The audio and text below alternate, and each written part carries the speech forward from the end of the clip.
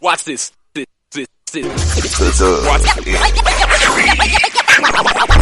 Next, football talk is a big hit. Sunday nights to Wednesday nights, we striking a match cause we lit. Y'all know the name, we call it the Dub. On Friday nights, it feel like a club. Getting that VIP treatment on the sideline, they showing us love. Great interviews, go Hoods. Putting in work, go good. Texas youth and high school talking to page on Facebook, hold up. Coach trying to stand on the scene, giving advice, he do what he mean. Jay Mack and Swaggy Big, rocking the gear, it's so clean. Big guys and go easy, off the easy for cheesy. With my steppers, our special kids, making picks so easy. Trying to win, we so greedy. All our fans are so needy, cause they need to hear them talk about that club. We do it for the dub. We do it for the dub. We do it for the dub. We do it for the dub. That DF dub. We do it for the dub. We do it for the dub. We do it for the dub. That DF dub. Welcome to the Dub, number one high school podcast starring Pat Boteezy, Jeremy McInnes, Whitfield Roderick, Coach Carr, and Ron Riser. Well, all right. What's happening? What's going on? Welcome to the number one talk show. Speak out. The Dub, baby. You heard it first. The Dub.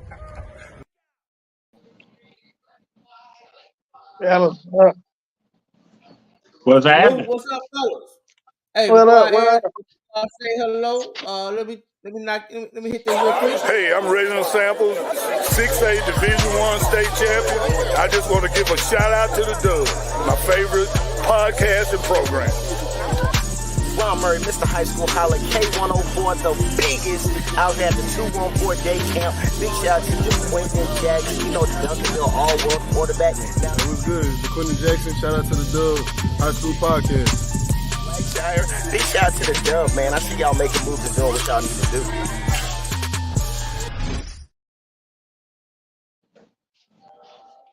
Now we ready. What up? What it do? Hey, man, I'm doing good, man. Mavericks hanging in there. So don't, if y'all hear some random hollering, cheer, we all watched it together. You know what I'm saying? Yeah. You know what I'm saying? When the commercial come on, just go ahead and unmute us. And Right. Right. Hey, you ain't gotta listen to Reggie Miller there. You mute them, Yeah. listen to us, and watch it. That's all. yeah, That's all. that's it. Yeah, think about it, Chippy. We understand. We doing the same thing. Look, me and B Rise on the same wavelength with our screen names tonight. Yeah, you already know. that. I'm going back and forth. I'm multitasking.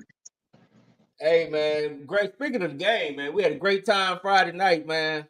Watching the game. We know B-Rod, we went without you, but, you know, you always with us no matter what. And, man, we had fun. Man. I ain't gonna lie, it was fun.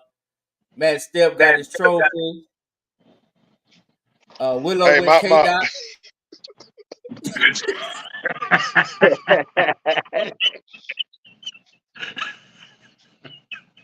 Hey, my son said he had fun kicking it with the OGs and stuff. He said, "Oh man, that was tight." Man, Hey, man. Hey, tell when he hanging with the old school, one thing about it is he ain't gonna get in no trouble, and he gonna be home early because we ain't Early staying and out decent now. Wait a minute. That Joker still got home by 2:00 or something. Man, we went Boy, separate cars. He had to go do what he had to do. Yeah, they- We got him from point A to point B. What he did at C and D, that's on him. Right. I was home before he left. That's all I'm saying. All I know, J Mac and them talking about they pulling up. I was like, shit, I'm in the bed.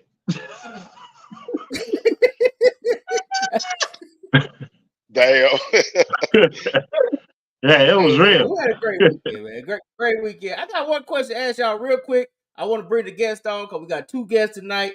Hey, man, this is a Memorial Day show. We kicking it, dog. You know, I had a hater hit me up talking about, it's going to be a boring show. No, it ain't never boring with us.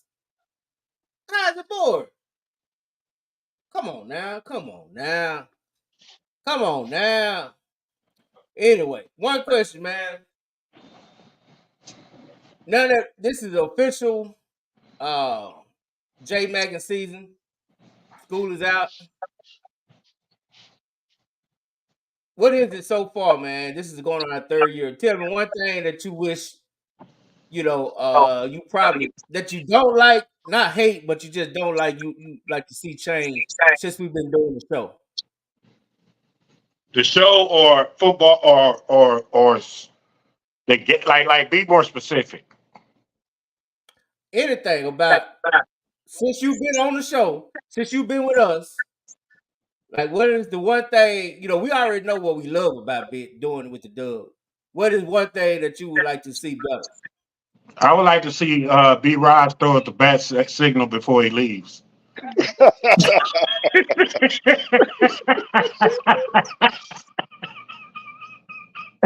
don't want one tonight. We can have some fun tonight. That man out. Same. Just put it in there. Just let us know you're going, and then shit, we know you're gone. You know what I mean? You just no more disappearing without letting us know that you disappeared. Hey, Coach Carr, I got something for him too. I actually been putting something together for that, so stay tuned. Yeah, give that man a basic. You're right. You gonna answer that question? Or you gonna pass? You want to answer that? This is what I don't like. When we give, it's like when we give our opinion. Some it's like our opinion whole. It's saying our opinion is always taken to heart than our other counterparts. If you get what I'm saying. We can give an opinion about a game. Give a breakdown. Coach Carr can give this and that. Next thing, it's always something. The same, a whole nother different podcast to say the exact same thing, different words. Listen, they not getting escorted out of games. They not getting a look. They not getting a little young punk running up on them. That's all I'm saying. And I ain't gonna let that go. But that's all. I just hope this year, everybody on the same playing field. But that ain't gonna be the case. I don't know. That ain't gonna be the case. Well, B-Ron, on the cool, somebody got bought off on that. Now, so I'm offended. So you might just be the only one on your own on that one. Because your other co-defendant, he's no longer a part of that case. I don't know what he's talking about. I don't know what he's talking about. I don't know why he was saying. I don't know what he's getting at. I really don't understand what he's talking about. But we just gonna move on. Pat, before we bring on the homie, you want to answer that? I would say that I would like to get look. A lot of people out here know the Dub from coast to coast through the whole state of Texas anyway. And there are a lot of people that got companies out there. God dang it, we want some sponsors. We need about 4 or 5 sponsors this year. We do have one sponsor coming in the fall. J-Mac, we already hooked it up. So that's coming in the fall. But we need 4, 5, 6 sponsors. All y'all people out there, Long Bank, Hank, holler at us, man. Hey, we valuable. Show us how valuable we are to the Metroplex, man. Have a lot of eyes on us. That's my biggest complaint. All right, that's respectable. We respect the game, but whether they looking or not, we're gonna keep working because you never know. Oh yeah, we're gonna work. So yeah, we gonna keep working. They don't stop, and sooner or later they'll figure it out.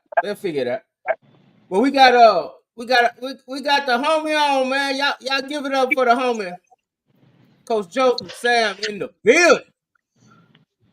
What up, the Dub? How you doing, Coach? Hey man, I'm good. Sitting here, got a little dual screen going while I'm doing the interview, watching the Mavericks whip a little tail. You know what I'm saying? Hey, we all doing it, Coach. Trust me. You ain't the only one. We all watching the Mavs, and we gonna still we still gonna do it. You know what I'm saying? The way I look at it, we did it Wednesday with Waxahachie Coach Charleston. It worked good. So hey, why not do it again? Yes, sir. Got to. Hey, we need to go ahead and get this sweep so we can get some rest. Oh yes, man, sir. Luke out there walking like me. Oh yeah. Luke out there walking. I'm like, man, we got to get Luke about 2 weeks rest, but it might not be because Indiana ain't showing up. So we'll see I how know it it. go. I know it. We'll see how that go, man. But were you the head coach of Arlington, Bowie, man? Before we start, before we put you in the hot seat, we would like for you to just talk about you and how you got to this point, where you're from, and your journey up until head coach at Bowie. So I'm actually from Dallas, Texas, Oak Cliff, Texas. I'm from Wheeling and Daniel. Went to Martin Wise for a good little second, and then moved to Lancaster. And so graduated from Lancaster High School. Had the opportunity to not only play. I actually went the baseball route. I had opportunities to play football or baseball on the next level. And my D1 offers were in baseball, and then they allowed me to walk on at Grambling State University. SWAC champs today. They were SWAC champs today. But after my playing days, tried corporate America. I'm gonna be honest with you, I ain't like it. I did it for 6 months and said I gotta get the hell up out of here. And then got into coaching. I took a middle school job because it was late. It was late in the summer. Took a middle school job at Bowie Middle School in Mesquite. Volunteered a lot of my time at Mesquite Horn High School under Rodney Webb, back when they had Jakeem Grant and a bunch of other really good guys. And then got my first job, full-time job at Mesquite Poteet as linebackers coach. Then from there, got my first coordinator job at Mansfield Legacy. Had some really good years there, made to the state quarters, state semis while I was there. And then got my first head job down in Houston at Fort Bend Hightower. Had a bunch of success there. And the principal decided to try to put me in brand new principal tried to put me in the classroom. So I said, I got to go. After going 3 rounds deep. So afforded the opportunity to work at Arlington Bowie High School, and I've been here for the past 3 years. So a little bit traveled, but I'm glad to be back in the DFW. Man, it seems like that was a pretty like you was on a fast track, kind of, right? I mean, because unless you just hide it well, because you don't look that old, Coach. Here's why I tell people, like, my path was faster than a normal person. I ain't gonna sit here and act like it wasn't. But every job that I got called about it. It wasn't like I was going chasing it. You know what I'm saying? I was just trying to be the best I could be wherever I was at. And that's how, opportunities open.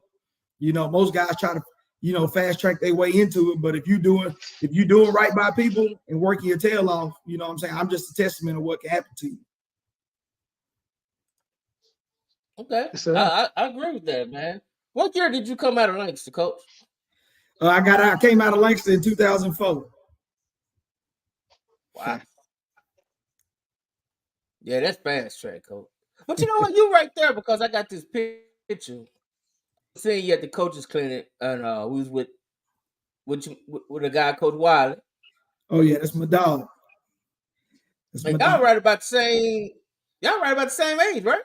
Yeah, Wiley, I think, is maybe a year older. I think he came out of Samuel in 2003. So, two dudes getting it done. We worked together at Mesquite Poteet. So, that's my dog though. Wiley, that's my dog. We play each other week 3. So it's probably gonna be some words that some good friendly words that's gonna be said amongst each other.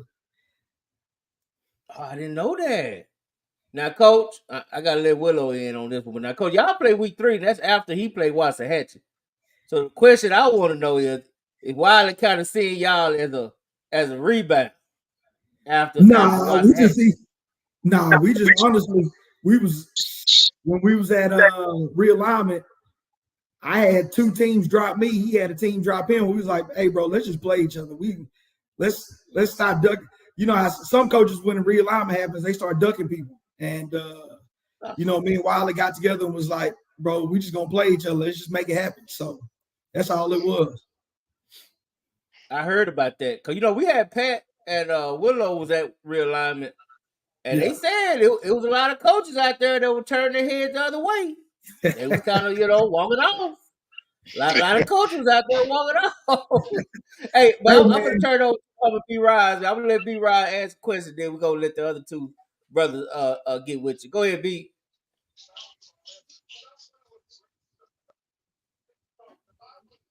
Hey, it looked like he's answering a really good question. Yeah, I can't hear nothing he's saying. Oh, my bad. I had a phone on. My bad. I had a phone on. I had on mute, y'all. You know some players we need to watch out for this year, Coach? Shoot. We got a couple of them. We have a receiver in Dylan Jackson. He goes by Tally. He's got at least 21 offers, I believe. We got an O-lineman in Ian Mays, probably second best O-lineman I've ever coached outside of DJ Campbell. Quarterback Larry Nichols. We got a linebacker in Jeremiah Brinson. D-lineman in Okello. Running back Darian Bowers, who's rushed for 1,000 yards the past couple of years. In our 26 class, we got a kid by the name of Galatians Paya-Gofia. Straight dog. We got a receiver in Kedrick Osunday Brown. We got a receiver, a young receiver in Maxwell Nichols. We got a receiver in Samaj Green. We got a couple of safeties in Isaac Rodriguez, Elijah Atwood, and Kevin Baines that are going to be players for us. So we'll be an exciting team. We'll be experienced on offense, athletic and physical on defense. So I'm excited about the year. We got to address the elephant in the room. Like, I know Coach Carr talked about this with the other coach. Arlington Martin. They been running Arlington. They been running school district for the past 5 years. Last year, y'all was on the cusp of getting them. So how far are y'all along? Actually being the king of Arlington first. Are y'all there? I mean, where y'all at? I think where we are is just trying to be the best versions of us. We were literally one play away from beating them. I decided to go for two rather than kick the field goal and tie it up, because I was like, if you want to knock out the king, you gotta hit him with a haymaker.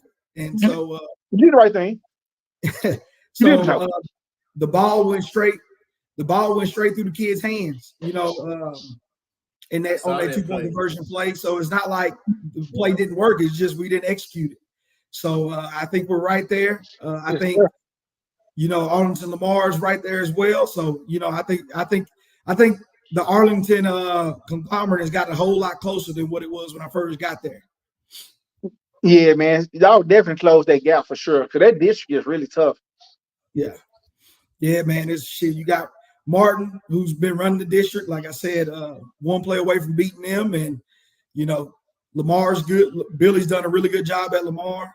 I think DeLay at SGP, I think he does a good job. So it's a I wouldn't say it's the SEC. It's more like the Big 12 or Big 10 of high school football. I wouldn't call it quite the SEC. You said Big 10. I know somebody got something to say. No, I'm just saying that's real disrespectful, Coach. To compare your I know you got to Coach, that's real disrespectful. All right, and I'm just gonna say this, and this is why. Yeah. Nobody in Arlington District has been relevant in football in the last 5 years. I got you. Big 10 putting people in the playoffs every year, and we won a natty. Y'all not getting out of the first or second round. So I think we need, and I don't want to go in on you, Coach, but when you take shots, I fire back, and I know I'm gonna shoot. So hey, Coach, if you didn't know, this is why he takes this personally. Straight time to start the Indiana game. He says people get on because they're running too much. Yeah, they have over 300 yards rushing today and have scored 50 points plus. William Carr with yet another sack.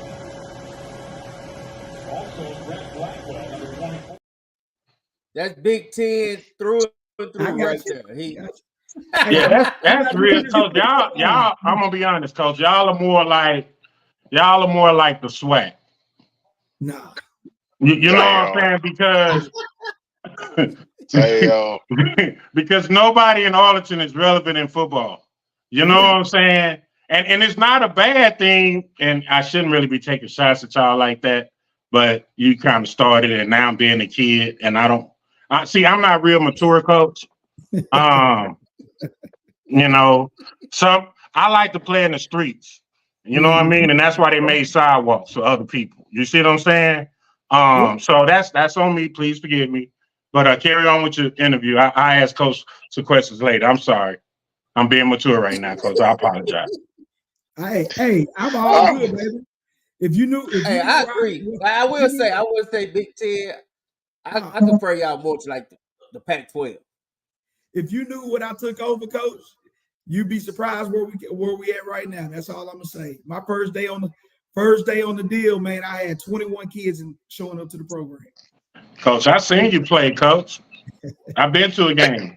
Yeah. Hey, Coach, you know what I'm saying? Yeah. How long have you been there? Did we go to the Mesquite Horn game? The Mesquite Horn game. They should have won it. Yeah. Should have won it, Coach. Yeah. That was yeah, we was there, Coach. Oh yeah. Yeah. We saw that one. So I know where you come from, Coach. I know where you're going and how you. I just want to know how you plan on getting there, and how is your freshman and JV team? Are they any? You know, like what? How are they? Are they any good? Like, how's your grassroots coming in, or what is your plan to get Arlington Bowie to where you need them to be? Just continuing following the process, man. What exactly is the process? So the process exactly is, number one, we're gonna be a hard, tough-nosed, blue-collar football team. You know what I'm saying? Like, you're gonna know you was in a fight if you ever played us. You know what I'm saying? Even in year one, you know, trying to figure it out on the fly, you know, it was definitely a lot of downs, but we played a lot of young kids. A lot of people don't know that. And then when it came to the freshmen, we actually kept our freshmen together so that they could learn how to win. And so that freshman class was now the senior class. So we played a lot of close games that we won simply because those kids were used to winning. You know what I'm saying? And this year was probably the first year, I think, in a while, looking up all the Bowie records, you had a winning record on every level. You know, varsity went 7-3 in the regular season. JV went 6-4, and freshman went 7-3. So, you know what I'm saying? It's definitely going in the right direction. We're not quite there yet, but we're definitely in the right direction for sure. Yes, sir. No, you definitely building. Now I do want to say, Pat, I'll let you go ahead. I know you next. I always, this is what I believe in. I believe you got to run your city first before we can really consider a team to be a legit contender. So yeah. I asked Arlington Lamar this. I asked, Coach Gordon over there at Seguin. And I also tell you, like, the King of Arlington, I believe, will be contenders. But you just have to be the King of Arlington. Right now, I think that, me personally, I think the crown is open. I don't see Martin as the king anymore. So, like, why not Bowie? Yeah, and that's kind of where I'm at. You know what I'm saying? Like, I wasn't trying to throw no shade towards, the Big Ten when I was saying that, but, it was a process to get Michigan back in the playoffs. You know what I'm saying? Harbaugh went through some hard times. I'm just saying,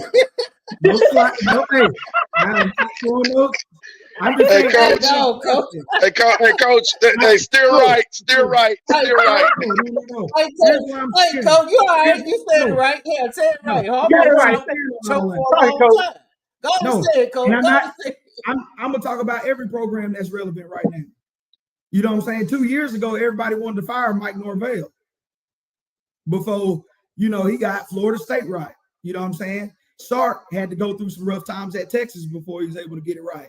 All I'm saying is everybody's got their process, and you got to go through that before you can get to being the top dog. You know what I'm saying? My guy, Jason Todd at Sock went through his process before, Sock became what Sock is now.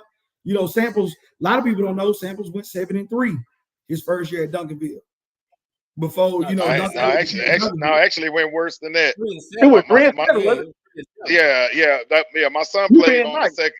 Yeah, my son played on the team the next year that went. I think. Hell, we went like 11 or 12 and 1. Or 2. But yeah, before that, I think they went like what was it, 4 and 6, something like that. 3 and 7. They were They went 3 and 7 first year. Yeah, 3 and 7 that first year at Duncanville. Yeah, and all I'm saying is, in order for you to be the top dog, you got to go through the growing pains of the process. And most head coaches don't want to go through them growing pains. Is all I'm saying. So, like I said, Coach Carr, I'm not trying to throw salt at your program. I'm just saying, throw it, man. We ain't worried about it. Fight back, Coach. Fight back. No, First of all, Coach, I understood what you were saying, and I get it, right? Like everybody finish line is not the same. You know what I'm saying? So there is a process you got to go through and sticking through the process and learning how to win and learning how to fight through adversity, right? Like that's a part of the process. That's a part of growth. A lot of great teams go through that. So yeah, I mean, it was a time when, like I say, when Michigan COVID year, I don't think we won but 2 games.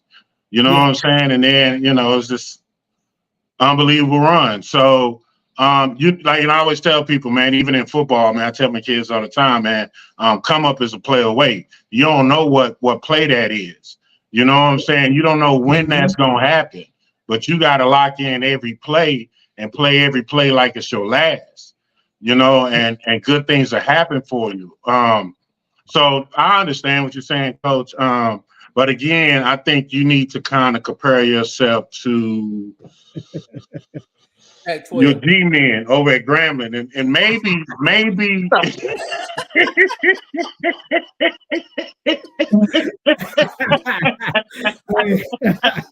It's all good. That's tough. That's tough. Because they are rebuilding, right? Right? They rebuilding. They just hired a new coach. How you feel about the new coach? And why doesn't Grambling and SWAC, man? It bothers me to a point where I feel offended. You know what I mean? Like I take it personal.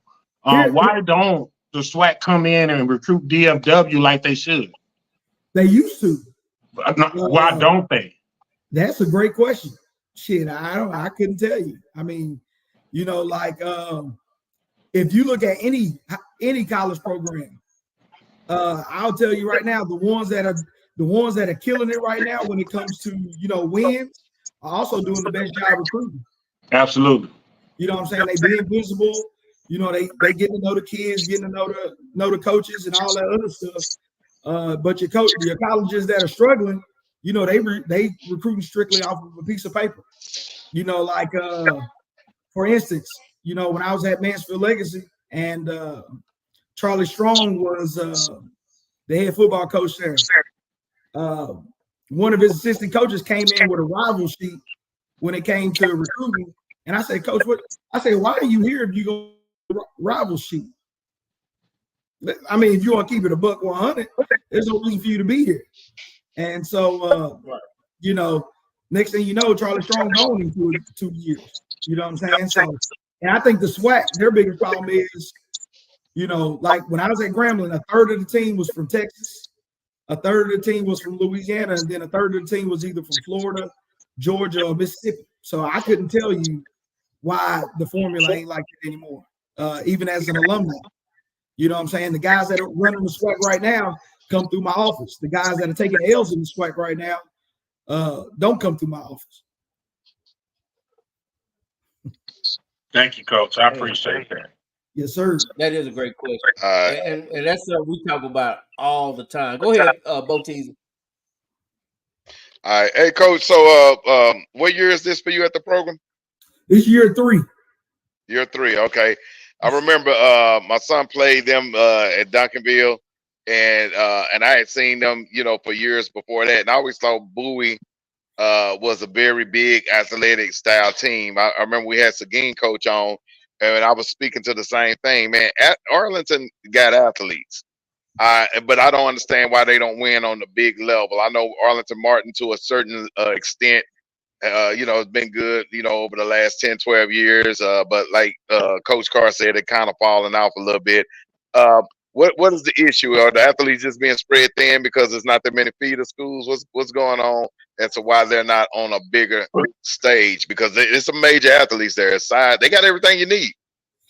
You talking about in the city of Arlington in general, or just Bowie? I'm just talking about Bowie and the city. You know, it's a citywide thing to me, but you can just speak to Bowie. I think with us, last year we didn't execute well in the playoffs. It really is that simple, and some of that is my fault. You know what I'm saying? I take responsibility for that. Possibly we wasn't ready. I don't know what it was, but some of it is my fault. Some of it is a part of the process. But I will say, overall in Arlington, I think the problem is you got a feeder system problem. You also have an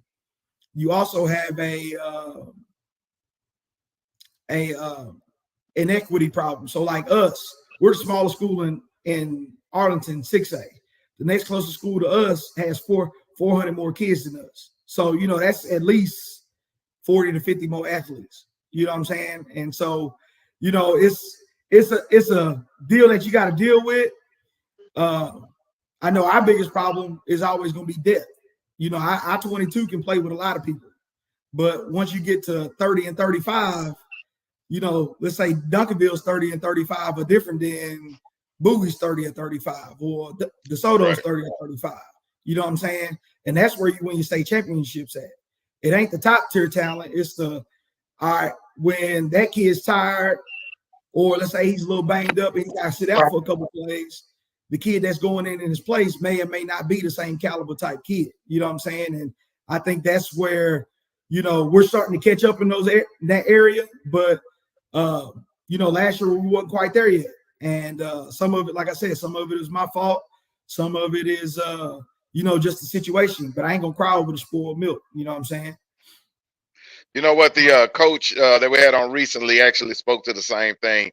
I know the feeder system is a real problem. I know they closed down one of the junior high schools, and now you got schools splitting junior high schools as their feeders and all that type of stuff. So that is a problem. Yeah. So this is before I took over.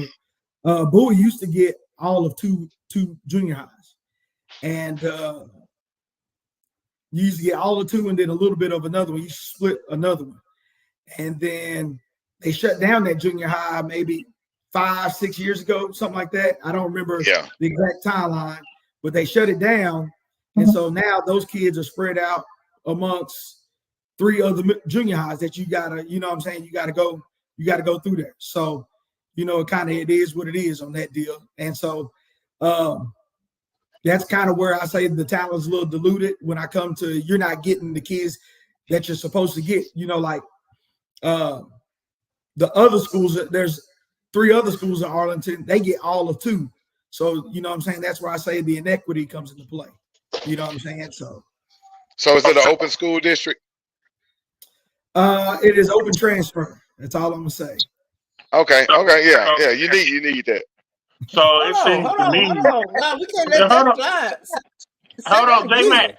Yeah, J-Mac, because I heard that. And so it made everything that he said before all this totally irrelevant. It carries no weight now. It ain't absolutely nothing. You know why, Coach? Because now it turns into, what did you just say to me when we talked about the SWAC? Oh yeah, I mean, it's like I said, it's all good. Okay, so they have open J-Macking. They can come to crime-free Arlington and enroll right now and be eligible. So if that's the case, Coach, I think you need to be wearing Willow. That's it. Uh-oh. Thought they talk.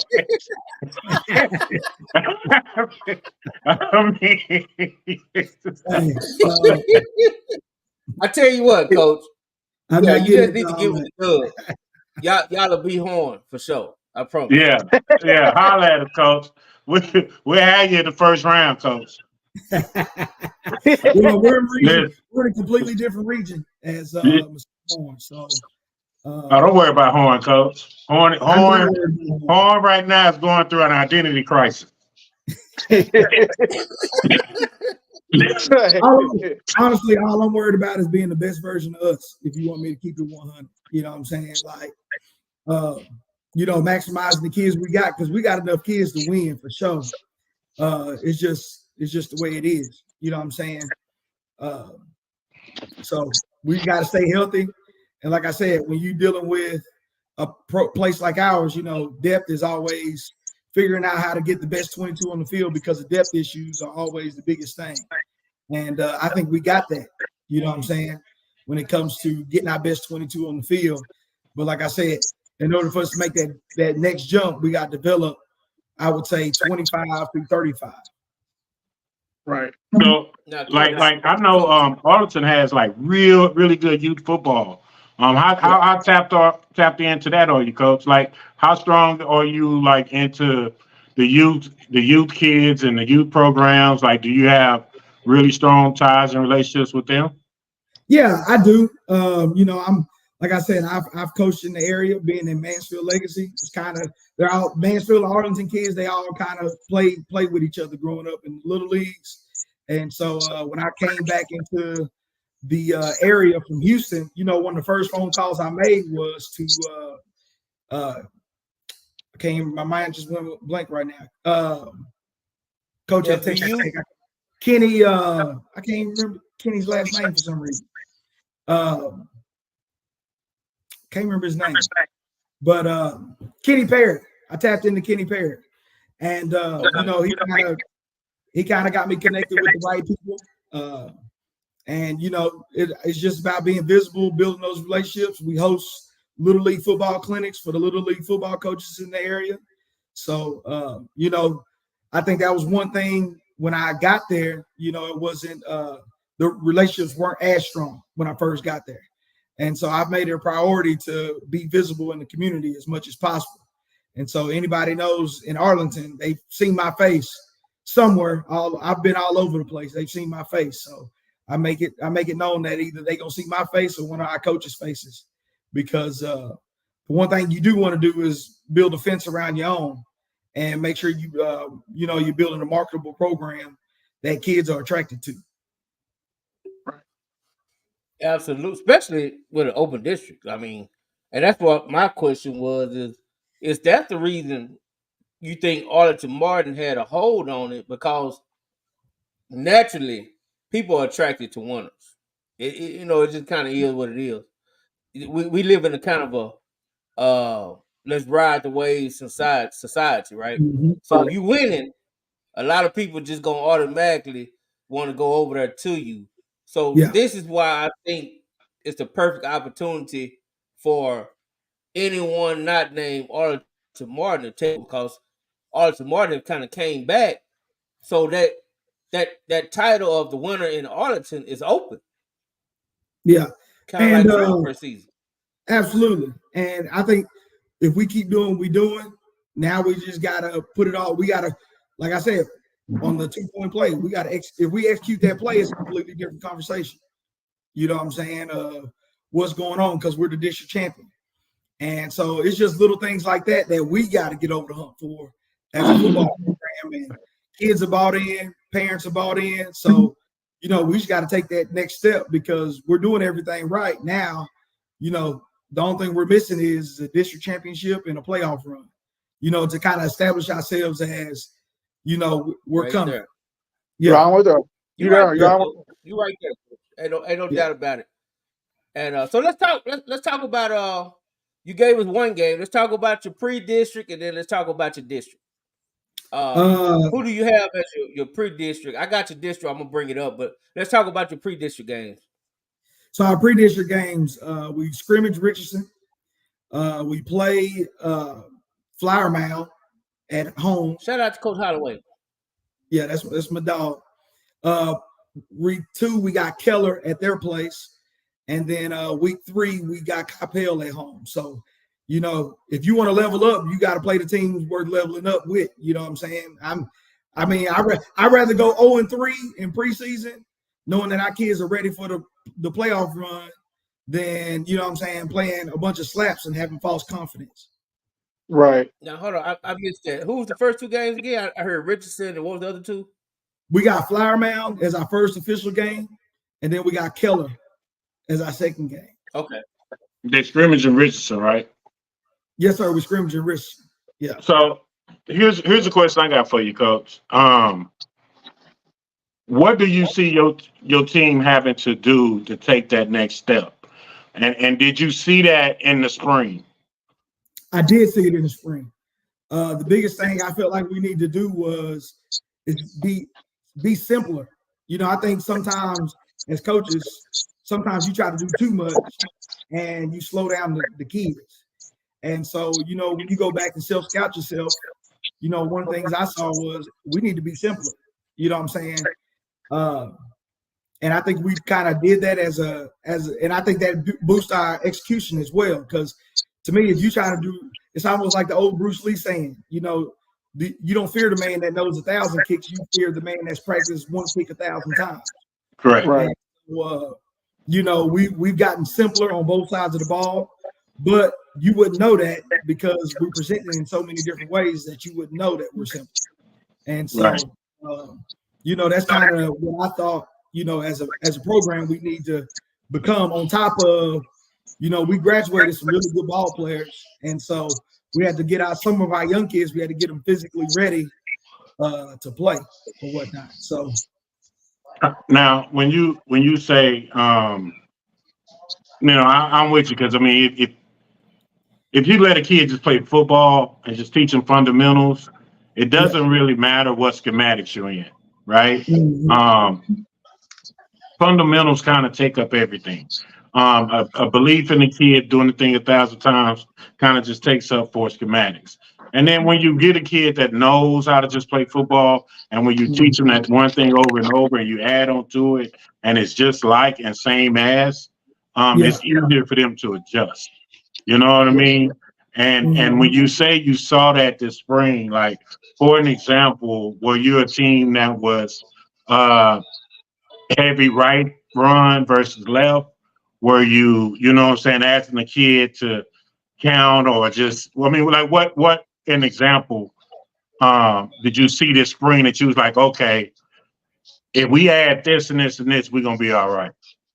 I think one of the things is sometimes less is more. I think sometimes we went into the games thinking that we had too much on it. You know what I'm saying? And I think it kind of, since we were young on offense to start off, you know what I'm saying, and defensively, we kind of did some things. I think sometimes because, you know, kids can do so much, sometimes you do too much. You know what I'm saying?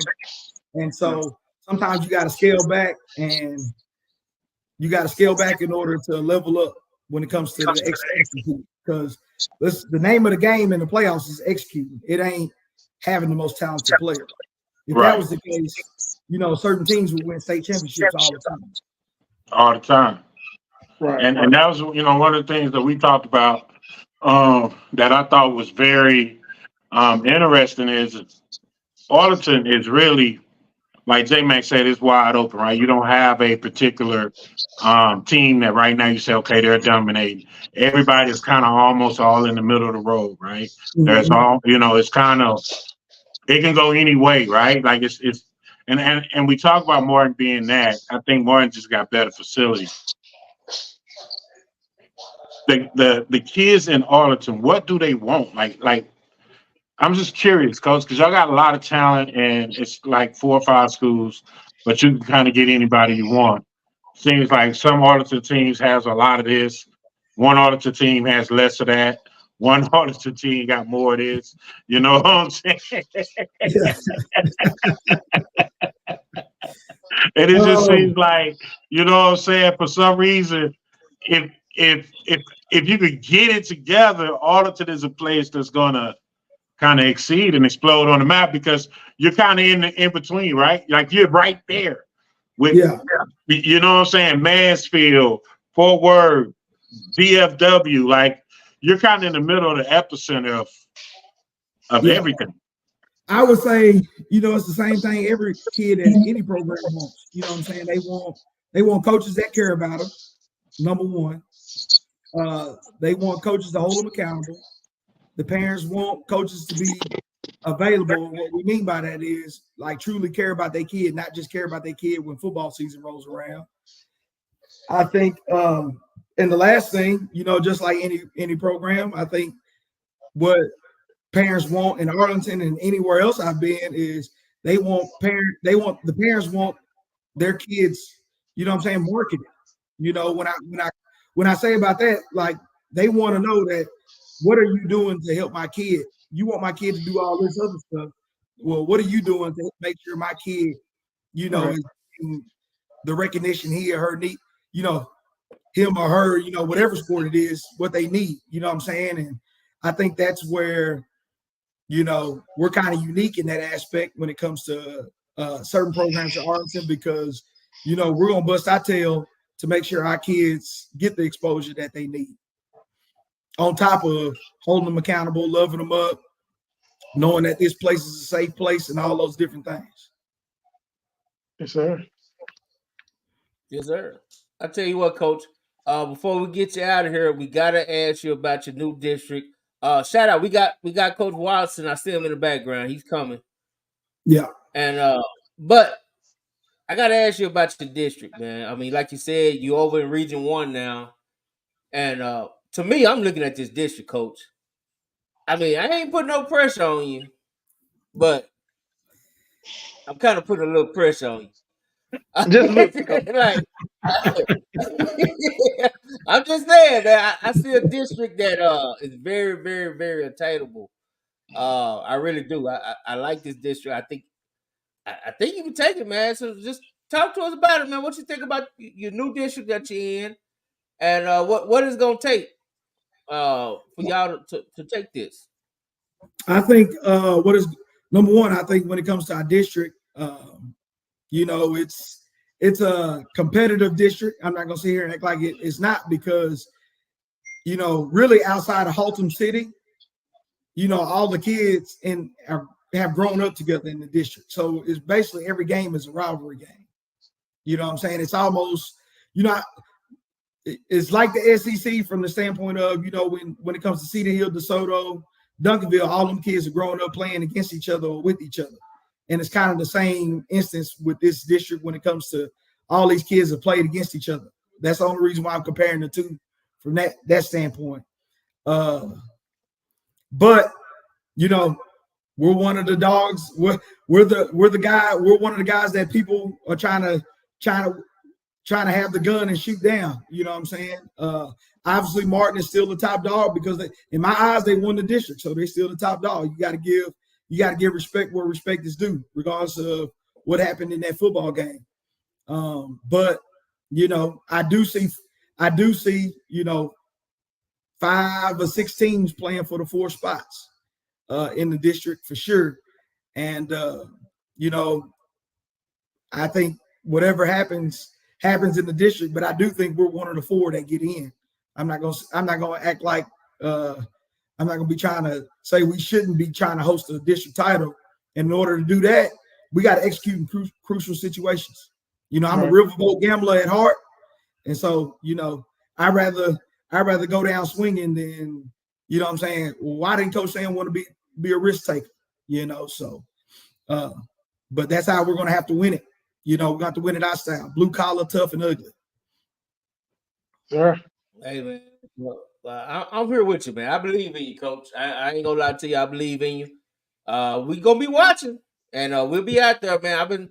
I feel connected to Arlington now. We had 3-4 coaches on. I feel like I'm part of the family now. So I'm gonna be in Arlington, man. I'm gonna be out there. I'm gonna be checking you guys out. Seguin, Lamar, Bowie. You know what I'm saying? Martin. Hey, I'm gonna be out there, Coach. Arlington. Let's get it, man. I look forward to seeing who the king is. That's for sure. Yes, sir. Oh, yeah. I mean, like I said, it's gonna be a slugfest. I think week 8 when we play Martin, it's gonna be it's week 7 or week 8 when we play Martin after the bye. It's gonna be a slugfest. And me and Coach Reeves look forward to it. Me and Skinner look forward to it.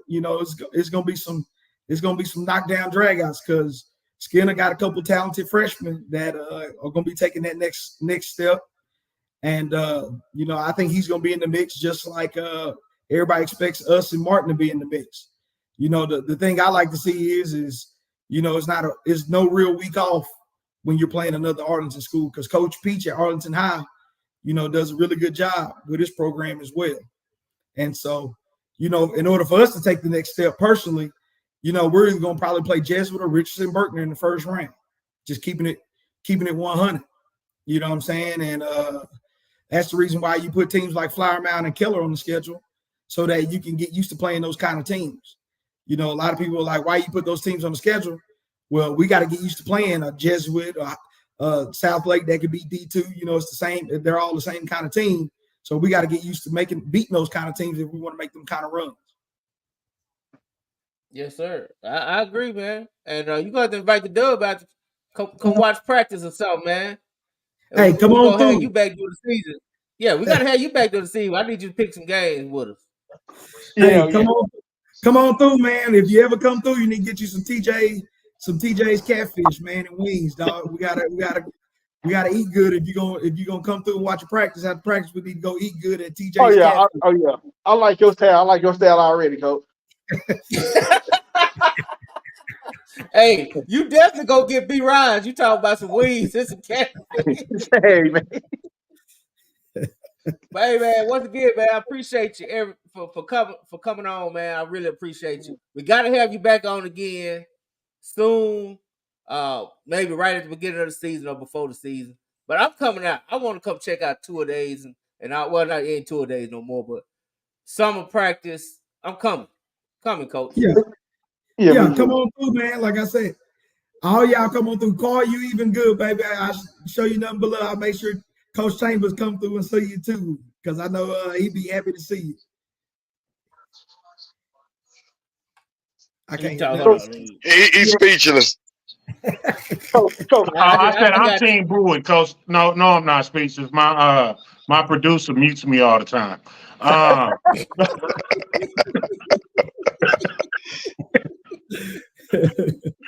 talk too much. So I'm Team Bowie, Coach. I'm Team Bowie. No, it's all good, baby. The question I had was, do y'all play on a Thursday night? We do. We actually play Keller on a Thursday. All right. I'll look up that one. Yeah, that might be a good Thursday night. We can make that one. That's week 2. Yeah, we'll get it. There you go, Coach. Can we do a live show out there?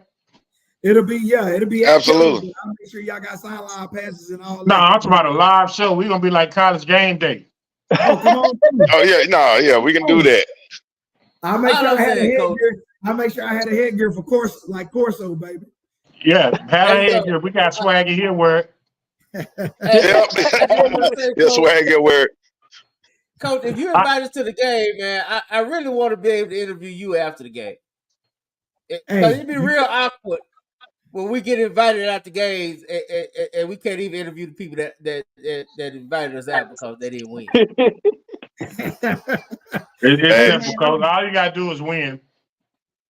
If you win, we'll interview you. If you lose, you need to go talk to your team about what they did wrong and what they need to do to get better.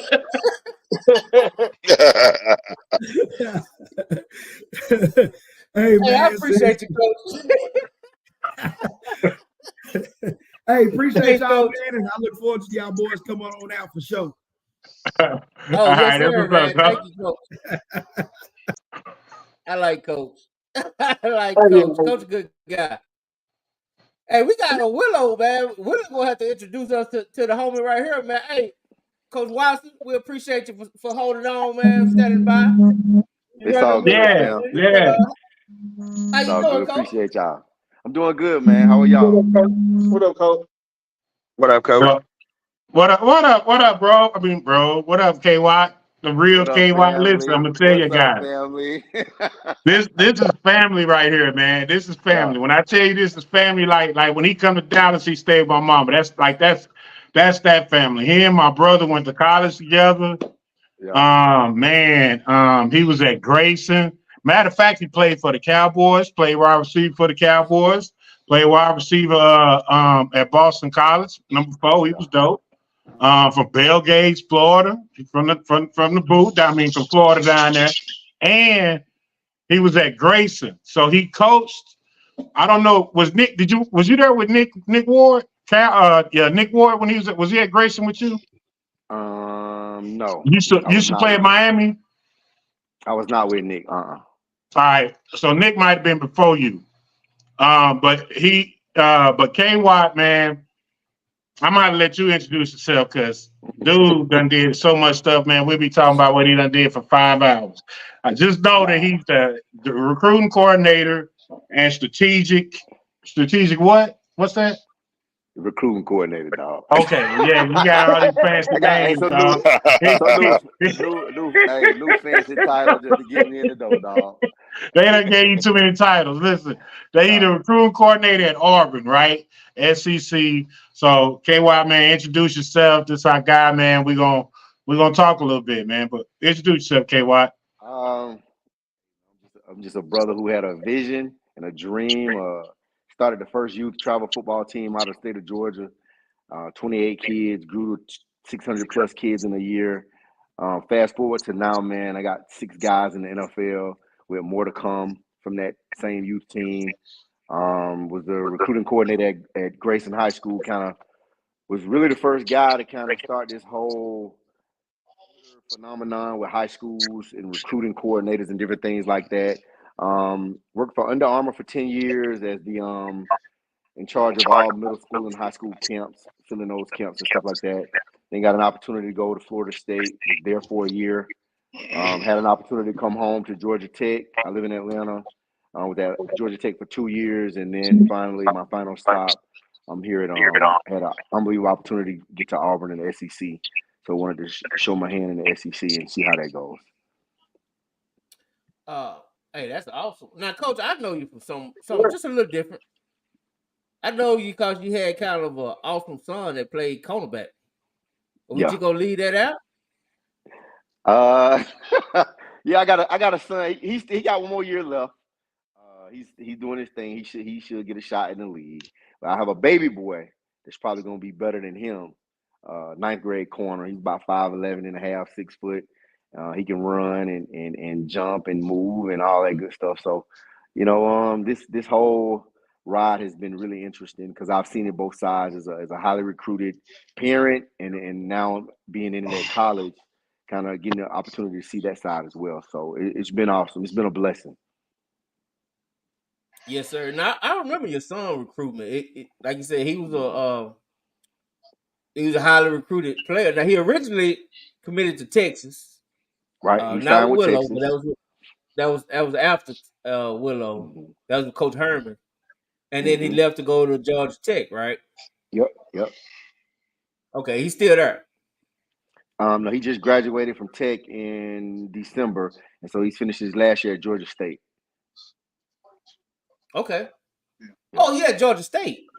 Yeah, so Georgia State now. That's what Coach Max's son is there, right? Ain't it, Pat? No, I don't think he's at Georgia State. That's not Georgia State. I think it's Southern Georgia, something like that. J-Mac. Georgia Southern. He did Georgia. Yeah, Southern. Georgia Southern. Georgia Southern. Okay. Yeah. Okay. That's my bad. But that'll work, man. I mean, so just tell us, man, what is it that you're doing at Auburn? You the recruiting coordinator.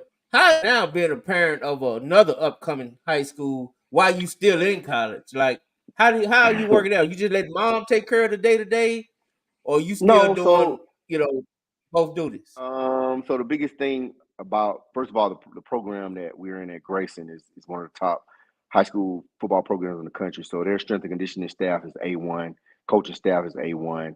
So he gets a lot of that at the school. But like right now, we've been off for the last 10 days getting ready to head into this camp season. So I've been home kind of working with him and different things like that. But the biggest thing is with this whole, there was no NIL the first time my oldest son came out. It was none of that, name, image, and likeness and all of this pay to play, all this stuff. So now, man, that my youngest boy is coming and actually being in college and kind of learning and understanding the rules and seeing how this stuff goes, man, it's a lot different because, you know, at the end of the day, for us in particular, and like the biggest mistake that I'm not gonna say I made. I made because I was a parent and I allowed it. Was you know, as parents we get caught up in the logos and different stuff too. Not understanding like if you want to get to the NFL, the quickest way is to get on the field. And just, you know, having an opportunity to work with the Washington Commanders and doing a lot of stuff with the Senior Bowl in the last few years, understanding that NFL don't care where you go to school. If you have one of the three things that they care about, height, weight, speed, and you have production on the field, you will get an opportunity to play in the National Football League. So now this time around, my youngest son, I'm understanding I'm going to find the best program for him to get on the field the fastest. His dream is to play in the NFL and to help navigate and get him to the NFL. If you do it right, the money's going to come. And I think that's where a lot of parents are getting, you know, the wires crossed right now. They're chasing the money with this whole NIL stuff. But my biggest thing with my youngest boy now is to make sure that, you know, he's getting all the necessary knowledge and training and, you know, lifting and nutrition and everything in place so that he can get to the right school, the right scheme, the right fit, so that he can get to that next level. All right, so Kenyatta, man, like now that they doing this pay to play, right, where Power Fives can now start playing players, like how does that really impact what you're doing now, and how does that impact the NIL? Is that like in addition to, or like what's the difference between the two? Well, there's not supposed to be a pay for play. It's supposed to be, you know, name, image, and like this and all of this stuff. But at Auburn, we do it the right way. You know, we're not paying any players to play. The biggest thing, man, again, it has to go back to, and I'm speaking just strictly from a recruiting standpoint when you're bringing these kids in, it has to still be about relationships at some point. Because, again, like when I was at Florida State, and you've seen, if you pay very close attention to how they're building the program down there, a lot of guys that they didn't get the first time around in the portal, they've ended up getting them the second time around. Marvin Jones Jr., Earl Little Jr. And so it's still about relationships, man. You can, you know, this whole, you know, chasing the money and trying to get the biggest bag sounds great. But at the end of the day, man, it's still about relationships, and it's still about, you know, kids and parents allowing their kids to be around good, genuine people that's gonna help them get to that next level. Yeah, and to piggyback that, when I was a recruiting coordinator at Alabama A&M, and you was at Grayson, Hayden, right, Yep. Was a kid that had Power 5 offers, and he chose us and came to us, and now he's graduated, won him a natty, won him a conference. You know what I mean? He had a pretty good college career for him. You know what I'm saying? And I think it kind of goes back to what you're saying now. But however, and with the new NCAA rule, where they're now going to allow the colleges to pay the players. Right. So here's, you know what I what's gonna mean? happen with that. How would that affect? And I understand it still come down to relationships, right? I still think the money stuff is really a distraction, unless you're in a position to get the best player in the country, right? The biggest thing that people don't understand is everybody's not making a lot of money in college.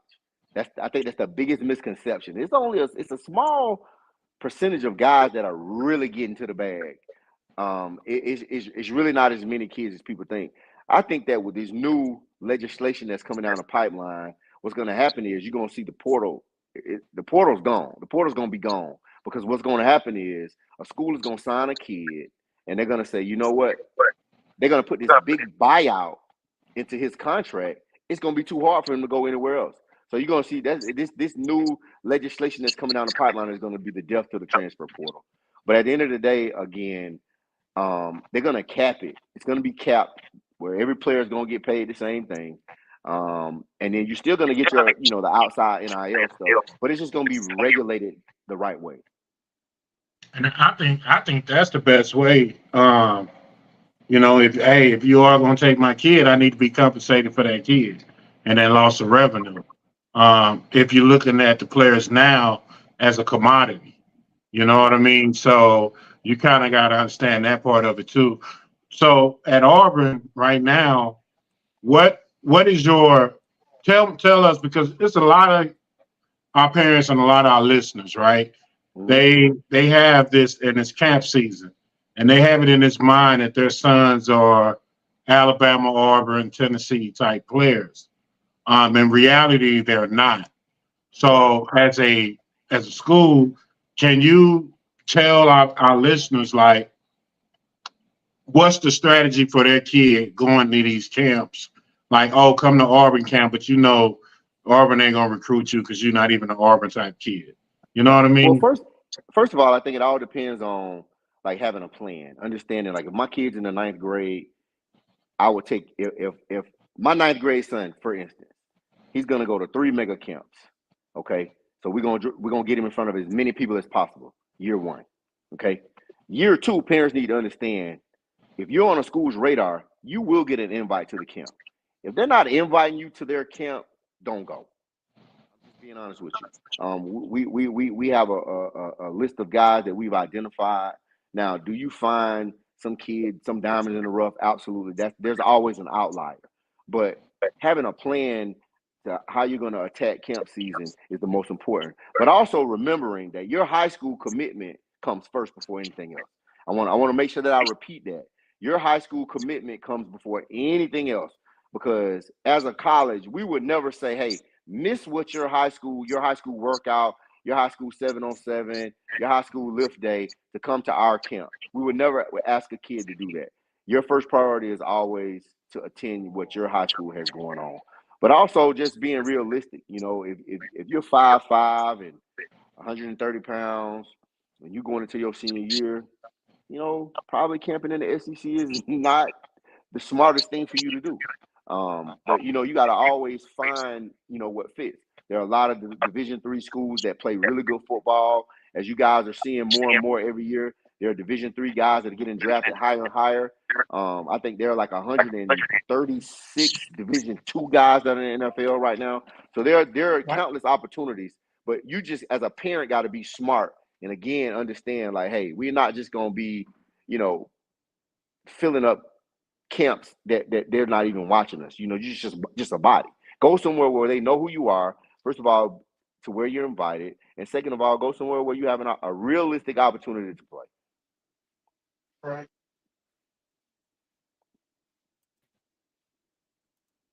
You on me, Coach? I'm with you, Coach, because that's what I always say, man. I think a lot of times they kind of get mixed up.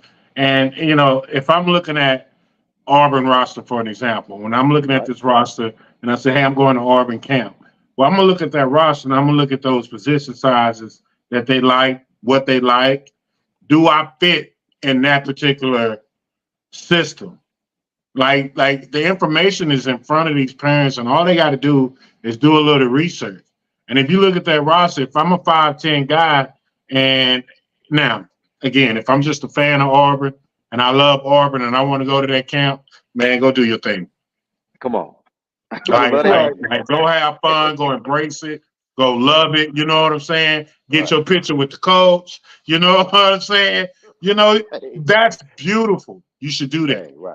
You know what I'm saying? Now, if I'm looking and I'm saying I'm 5'10" and the centers that play at Auburn are 6'2.5", and I'm 280, and I'm 5'10", 190, and I'm playing center, but I think I got a realistic opportunity to get a scholarship, I might want to go ahead and go down to this Division II school. You know what I'm saying? Where I know I got film and I got an opportunity to play because those guys match more my size-wise what they look for. Correct. You know what I mean? And I think a lot of people get in trouble because they don't realistically look at where they're going. Right. Now, I will say this, though, Kenyatta, and it is better now for the underdogs, right? So many people are going to the transfer portal. Transfer portal. I still think there are better players holistically in high school than there are in the transfer portals. What are your thoughts? It depends. So to me, the purpose of the transfer portal was to find pieces. Like the one thing I respect about our head coach, he made it very clear he still wants to build through high school. And at some point you really have to, because the kids in high school are getting bigger, stronger, faster. Yep. They're coming in. You can really kind of like mold them to the way that you want. But the transfer portal does, I mean, with anything, it has its pluses and it has its minuses. You can find some older guys that have been in weight programs for 2 years, opposed to finding a high school kid coming out that still has to find his way in a weight program. You find guys who've played that can come in and really help you put a band-aid on a position until those younger guys do get better. So it does have its pluses and minuses. But at the end of the day, high school football, in my opinion, my humble opinion, you still have to recruit the high school kids. And so that's program through the high school. Go ahead, B. Ryan. Coach White, this quick question for you, Coach. Okay, bro. You know, we're talking about undersized players. Have you ever dealt with a player like who was an exception to the rule? Basically, I mean, you know, they was a tad bit undersized, but hey, they were the best on the field. They were just a damn dog. Look, he right there. He right on the screen with us. Hey, right now. Hey, That's he my was boy. an outlier. That dude was a dog. We played them. I forget what year it was, but we went up to Ann Arbor, and you know, he wasn't the tallest, but you couldn't move him out the middle. He had exceptional lateral quickness, used his hands really well, and he created havoc. But he is the exception to the rule. My boy. My boy, baby. Hey, but you know, and that's the thing. Like B. Rise, there's always gonna be what we call the little honey badger. It's always gonna be a honey badger. It's always gonna be a Bob Sanders, right? You just can't have a team full of them. Yeah.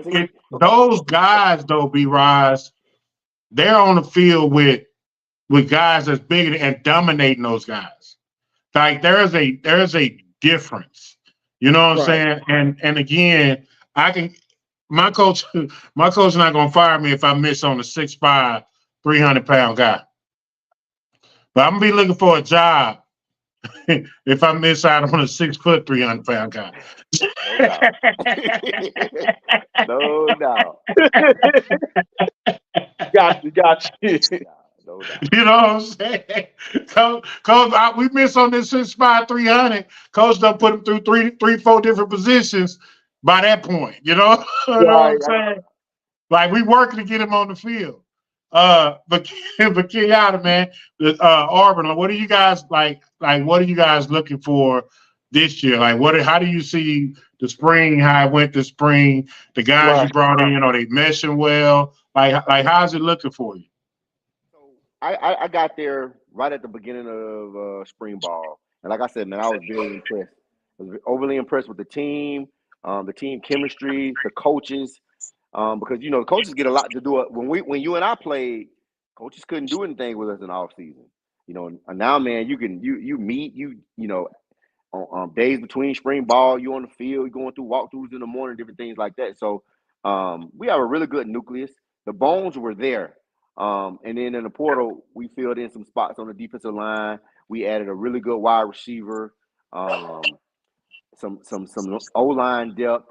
So we were close. I mean, you look at last year, they lost to Georgia on the last drive of the game, and then they lost to Alabama on that crazy 4th and like 35 play. So they were close in some really big, important games. So, you know, looking for the growth from the players. Our players, I think they all moved in today. So we have a team meeting tomorrow night, and then they get after it, man, for the 2 months, getting ready for Alabama and A&M game 1. Are y'all playing Alabama A&M game 1? Yes, sir. Yeah, you beat the hell out of them. We playing on it. Hey, how do you like Alabama, man? I love it. So the crazy thing about it is it's not that far from Atlanta. So it's an hour and 20 minutes from Atlanta. So I run home. I've been home a lot. And so it's cool, man. But like I said, it's work. You know what I'm saying? You at the facility the majority. I get up in the morning, get to the facility by like 6:30, 6:45. I don't get home till like 7, 8 at night. I ain't hanging out in Alabama. So, it's just work, man. It's work. You get used to it. It ain't nothing to do, but I got the A so close. If I wanted to, run home, run a Lennox, run the field, and then still get back to work. Get back to Alabama. It's easy. Yeah, no, I like it, man. I like it, man. I'm in Birmingham all the time, so I like it, man. I like it a lot, actually. And when I recruited Auburn High School, and man, that place is beautiful, man. Huge high school. Yeah, did you see that, man? They got 2 weight rooms. Yeah. They got an indoor track inside the school at the top. B-Rise, they got a whole fitness center. Yeah, it's nice. So B-Rise, it's unbelievable. Or it's called Auburn High School. Auburn High School. It's unbelievable. It's literally right down the street, probably 2.5 miles to the university. Yeah, it's huge, man. So, how are y'all strong in the DFW area? Do y'all come very often this way, or what's the deal with that? So, we're trying to find the best players. It don't matter where they are. I know we had a few coaches down in the DFW area this spring recruiting cycle. We're just trying to find good football players everywhere, man. Y'all got them in the state of Texas. We're one of the top three states in the country as far as producing talent. So you got to go there. It's just you got to go there. Yeah, you got to come, man. You got to come and just hang out on I-20. Listen, man, all the best football in the state of Texas right there on I-20. That whole little corridor. You know what I'm saying? I'm trying to plug you. Listen, what runs through Alabama, man? I-20 runs right through your neighborhood. Yeah. So I'm trying to tell you where you need to go get some players. Stay on I-20. Go to Sop. Go to Lancaster. Go to DeSoto. Go to Duncanville. Go to Waxahachie. You can go to Skyline. Skyline got some players. But it's not like the Skyline that you remember. I know who don't got no players. Carter. I know you're trying to take a shot. Hey, man. That's all right, though. I already know. Hey, y'all had so many players, man. Like, still talk about Carter to this day, dog. So, hey, y'all did enough for the now. Boy.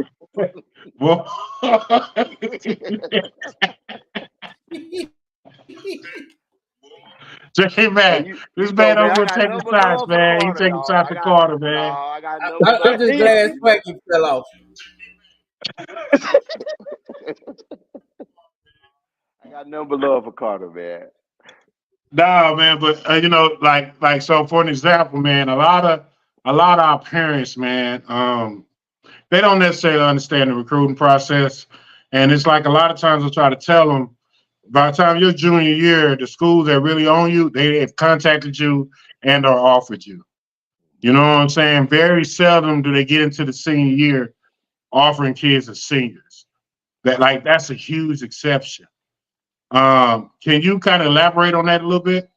Yep. And like I said earlier in the conversation, parents, you got to have a plan. You cannot wait. You cannot sit back and wait and think that just because your son is balling out on Friday nights. First of all, it's not your high school coach's job to get your kid into college. And I'm going to say this again. It is not your high school coach's job to get these kids into college. As a parent, man, there's so many different avenues now. You got Twitter, you got Instagram, you got all the different social media ways to get in touch with us. Sending direct messages and different things like that. So you got to have a plan, though. You got to understand by 9th grade, these are the classes you should be taking academically. These are the camps that you should be attending. Again, nutrition has to be a part of your plan as well because your kid got to get bigger and stronger.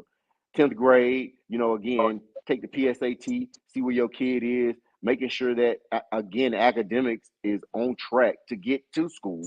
And then, like you said, Coach, by your junior year, you should know what level or what schools are really recruiting you. Now, again, are there outliers? Do some kids grow 3-4 inches over the summer and get bigger? Absolutely. But at the end of the day, you pretty much will know by the end of your junior year who's on you and who's not. But it's really not that hard. You just got to have a plan. But I think that a lot of what's going on with this NIL stuff and transfer portal, I don't blame the kids. I blame us as parents. They have kind of put a lot of these ideas in these kids' heads to, hey, if you get in the portal, this school will take you and you might get this amount of money and stuff. No, like, number one, you see a lot of kids going to the portal, man, and they're walking away from degrees. And that's the craziest thing to me ever. Like, I see the portal. I'm looking at it, I'm like, oh, you only had a semester or 2 semesters to graduate from this unbelievable academic institution. Going in the portal, chasing this mysterious bag that may never come, and then you stay in the portal, never get picked up. So not only did you end your football career, but you walked away from a degree. And I just think that as parents, we have to guide our kids to make better decisions as far as this football stuff, because at the end of the day, they still are children.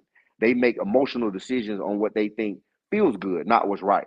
And again, as parents, we have to be the guiding factor in teaching these kids, hey, that's not smart. That might not be the best decision. Here's the pros, here's the cons of the decision that you're making. Once we do that, I think you'll see kids making a lot better decisions. Right.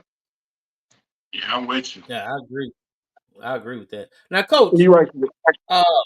I was looking at something, man, and I know you from Atlanta, but I was seeing something while I was listening. I don't even know where I saw that or heard of that, but it's like they say the greater Atlanta area now is the number one hotbed for high school talent. Is that true?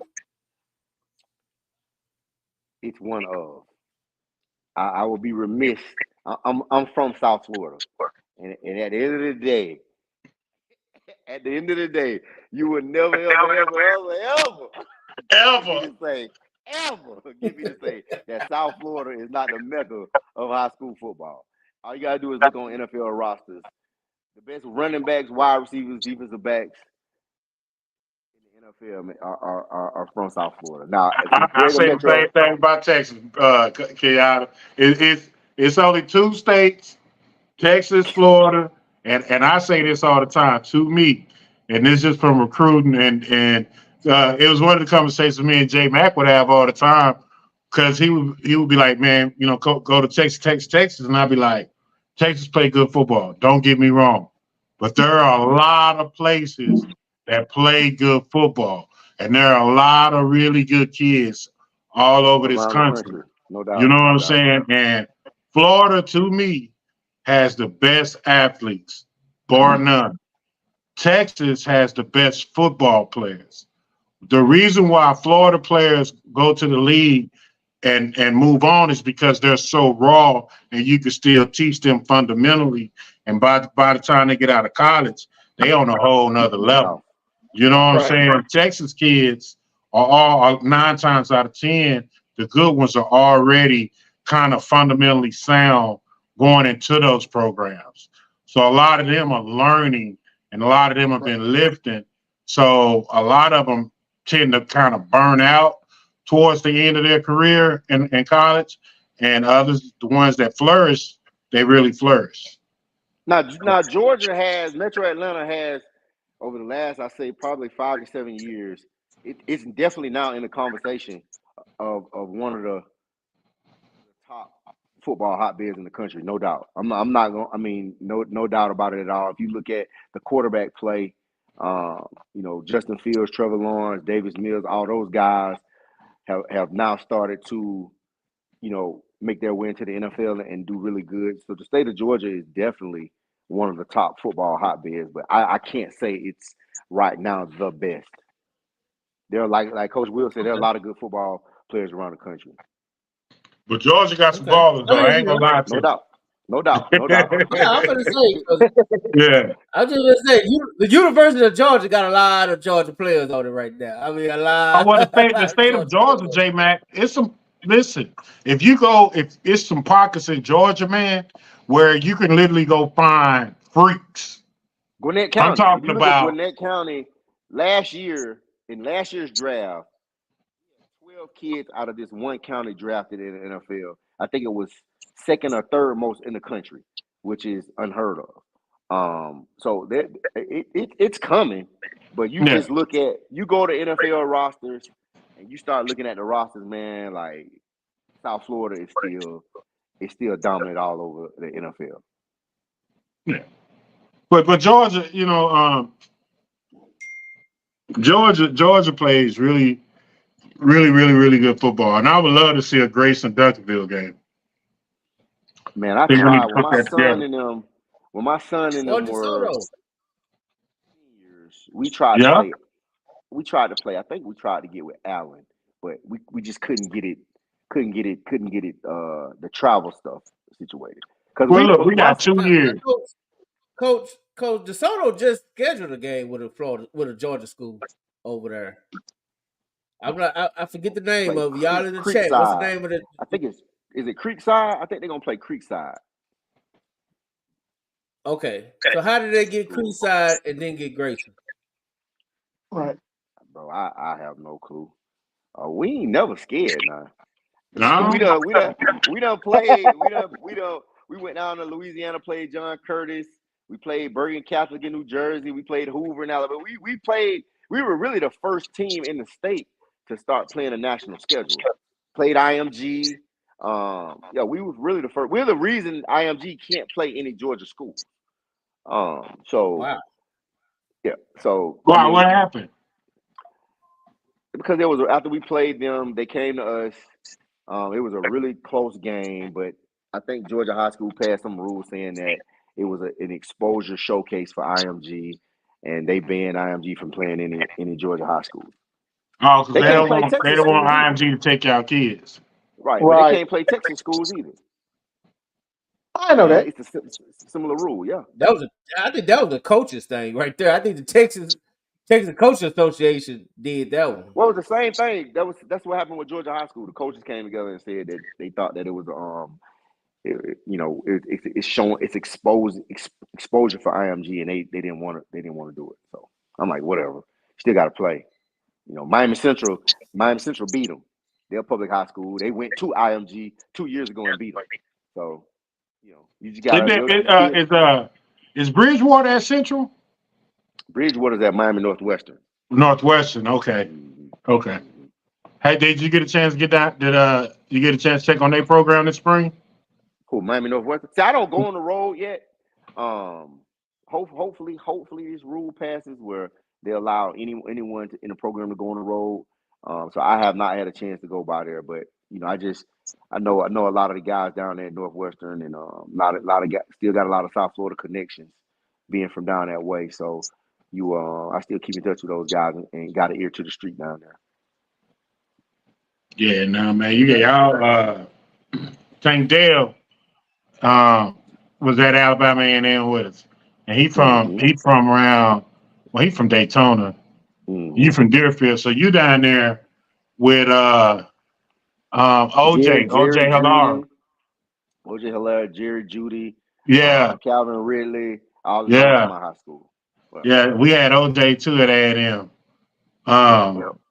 Yeah, man. But no, Kenyatta, man, you have been doing. I mean, you the one that's like motivate me. One of the people I look up to in the industry. One of the people that I respect a lot. And seeing you grow, man, and seeing where you come from, when we would sit in the weight room and talk about players, to now, man, you done worked with everybody. Now you the king in Alabama. It's beautiful, man, and it's fun because Courtney is my guy that's at Alabama now, and now you at Auburn. So now I got to come to the game because my dogs y'all playing each other. So yeah. So I'm really excited, man. Like when you talk about our parents, right? Because the DFW area, man. Like I said, I think education-wise, a lot of our parents don't know because it's their first time, right? Just don't know. It's kind of like being a parent. You never took the test. You know what I mean? So you don't know. It's one of those things you learn on the go. What would you tell a parent right now? I know we talked about plans and things like that. As far as committable offers, when to commit, and what are the commitment and how to handle the commitment process along the way if something happens and they back out of their commitment to you. The biggest thing is just first of all, the transfer portal has changed everything again with high school football. So if you have an offer that you really love and the school loves you, take it because you'll wait 2 weeks to go by and somebody will jump in the portal and it's of a need for a said school. Now the numbers change. Your kid could be in that number. But at the end of the day, just again, it goes back to building a relationship with the coaches. Understanding that this is a business. This relationship, it can't just be transactional. It has to be a true relationship and a good understanding of the people that you're dealing with, and just finding a school that fits. Academically, scheme wise, the numbers on the depth chart, like all of that stuff is accessible. That as a parent, you can go look and you can see for yourself. You can't ever. To me, the one thing that I hate to hear is, "Oh, they lied to me." Well, how could you be lied to right now with all the information and everything as a parent that you can go and see for yourself? Again, don't chase logos. Find the best situation and the best fit for your kid. And you got to know your kid. If your kid ain't no dog, SEC may not be for him. You know what I'm saying? But that doesn't mean that there aren't other good schools or good conferences that your kid can't go play in. But again, I'm gonna go back to having a plan, talking to people that have been through the process, talking to parents that have been through the process. When you're getting on campus, talking to some of the kids, you know, as a parent, hey, how was your experience? What do you feel about these coaches? And just asking questions and just understanding and knowing that, an offer, sometimes an offer is just to get you to come to camp. And we're gonna give you this offer, but we want you to come. No, for real. We'll sometimes a school will say, "Hey, we're gonna offer this kid, but with the understanding that it's for you to come to camp and actually work out for us. And if you come to camp, you handle your business. Hey, we'll take your commitment. You could commit, but you just gotta know, and don't be afraid to ask. When a school offers you, parents, if my son wanted to commit right now, can he? You'll get no or yes, or we just want to get him to camp. You're going to get an answer. But it may not be the answer you want, but you're going to get an answer. But if you don't ever ask the question, then you're not going to know. No, man, that make a lot of sense, man. You hear about that, and I kind of want to go back over when you were saying about the vote that's going to go down, and how with the NIL and things of that nature, how what you said is a possible cap that might be coming. It's so much out there. I don't want to say something that's not true, but from my understanding, it's gonna be everybody's gonna get paid the same amount across the board, and then obviously kids are gonna still have the opportunities to earn NIL and different things like that. But that's my understanding of reading it. Now I could be wrong, but that's my understanding. Okay, that's interesting though, and I think that puts the onus back on coaches being good coaches and attracting good players. At the end of and to be honest, I still think it's like that. I really do. I think because your high recruited player, the money is there no matter where they go, right? So now you just ultimately trying to pick the right team for you, right? Correct. You would hope so, but a lot of kids are going to the school that's paying them the most money, and you're like, you're a 3-4 outside linebacker. Why are you going to a school that runs a 4-2-5? Like you don't fit the scheme, and then you get there, and oh man, they doing me wrong. No, you did yourself wrong because you didn't do your homework and see, I don't fit this scheme. Hey, it may be the defending national champion, and I love them, and I grew up loving them. But I'm 6'2", and I'm not 6'5", so I can't put my hand in the dirt and go get it. But I'm a tweener, and I might not fit, so I'm not gonna play. But you got to be honest, and you got to be honest with yourself. If and you got to find a school that fits you. If you're a 3-4 outside linebacker, go somewhere that runs a 3-4 that plays with an outside linebacker.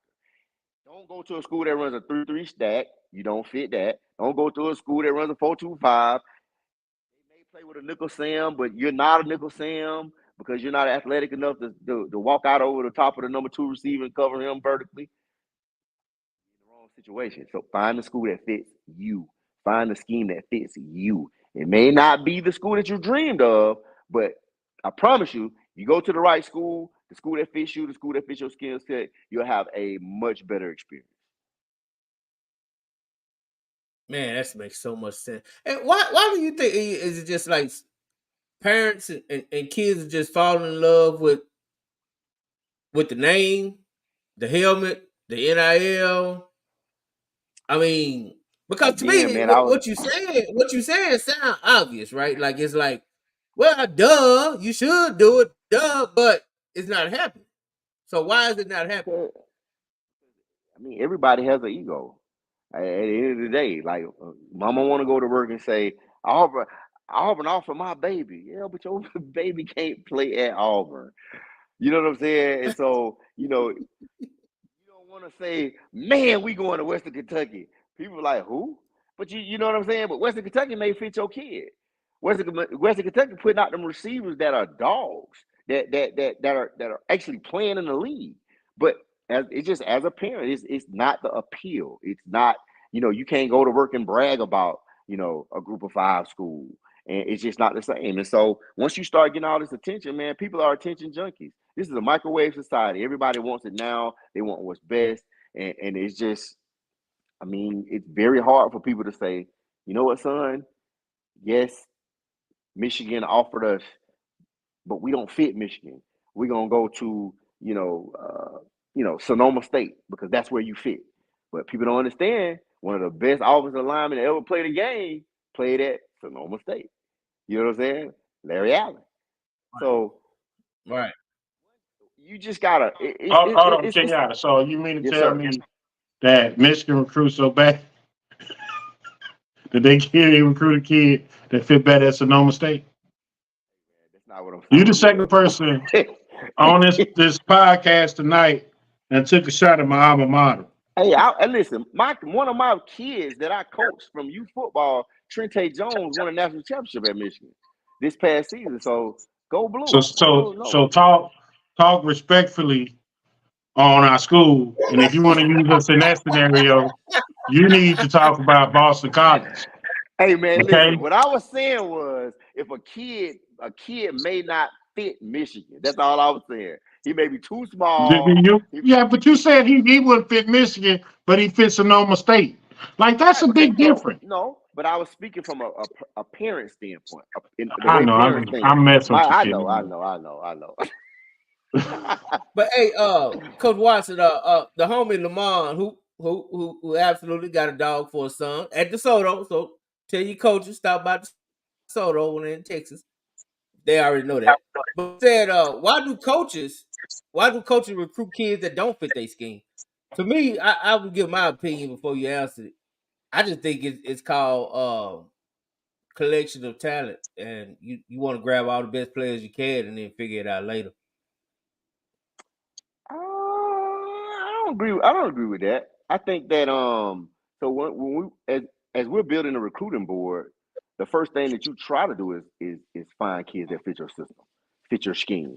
Like it's hard to say that a running back doesn't fit a scheme because you've seen 5-7 running backs be dominant all the way up through the NFL. You've seen the taller running back, Derrick Henry's, be successful in the NFL. So it all depends on the position. I think it all depends on the position. When I'm looking at recruiting, probably a little different than a lot of other people because in my mind, I'm using the height, weight, speed theory that the NFL uses, and I'm trying to forecast this kid forward. Like, okay, we bring this kid in 4 years, this kid can play in the NFL because he can do this, and this. And but that's how I look at it. I don't bring kids in and just say, because when you talk to the kids, first thing they say, what you want to do? I want to go to the NFL. So if you want to go to the NFL, my job is to evaluate you accordingly.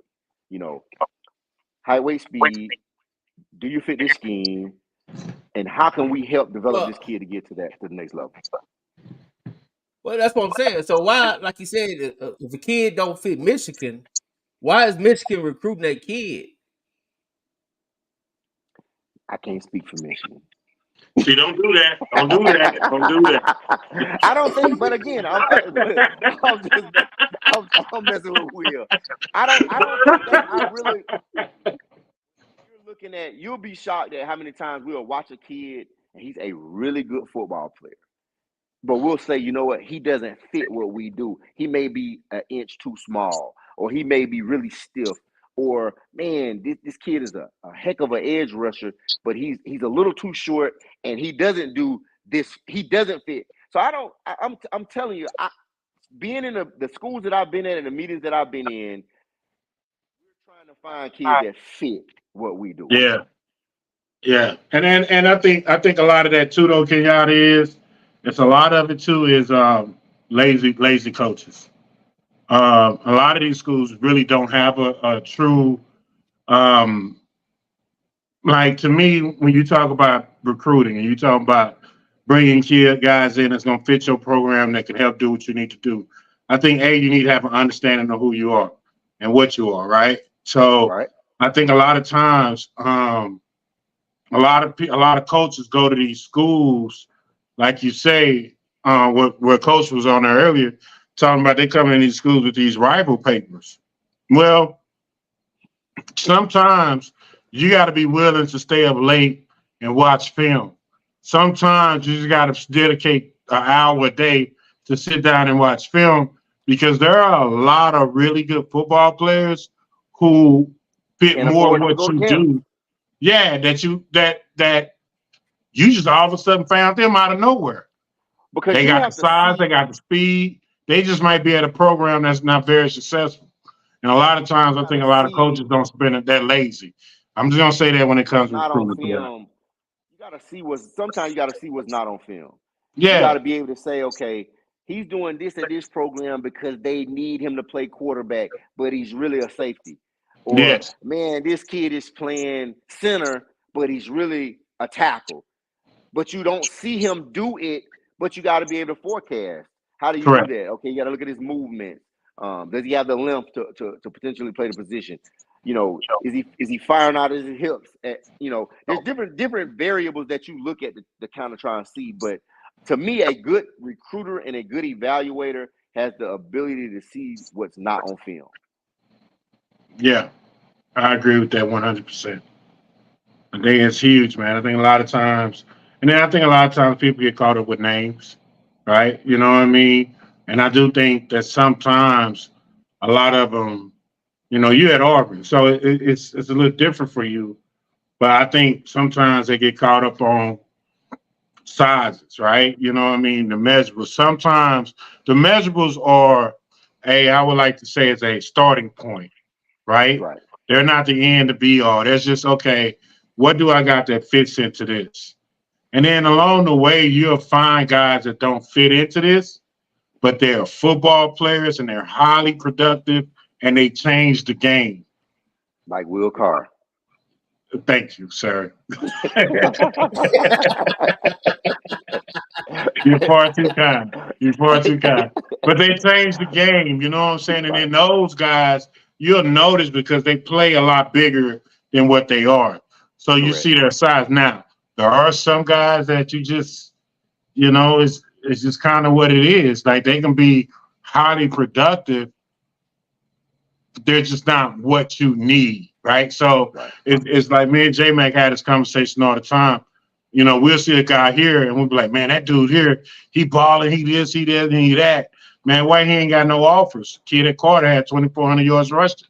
Well, why you don't have no offers? Well, big play because there's 1,000 other backs better than him. You know what I'm saying? And there's nothing wrong with that. I think there are a lot of underrated players like the kid, Damian Long. It's just he's in a system that runs the triple option. You know what I mean? But you see his ability to catch the ball, his ability to, turn into that possession receiver that you need to keep the chains moving. But you got to be willing to see that in that particular system. You know what I'm saying? So I think those are one of the things that a lot of coaches don't do, because I just really think they're lazy. That's really what I think.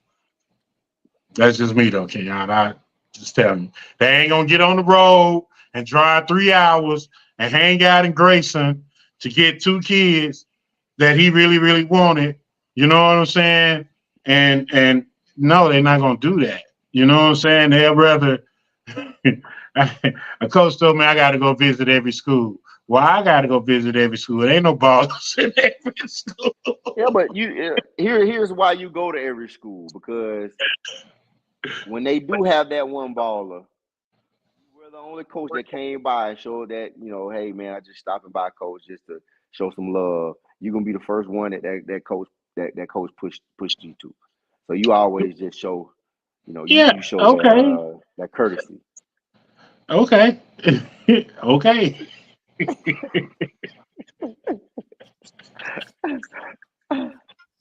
Hey, but our coaches do an exceptional job though. They really do.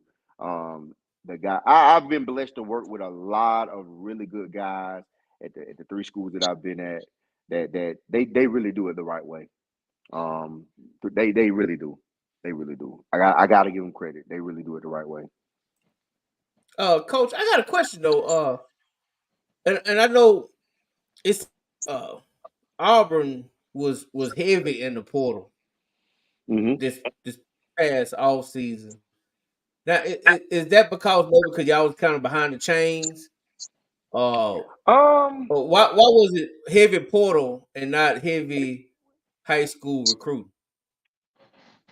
We were heavy high school, but at the end of the day, when Coach Freeze took over last year, he got there so late, so he kind of inherited a roster.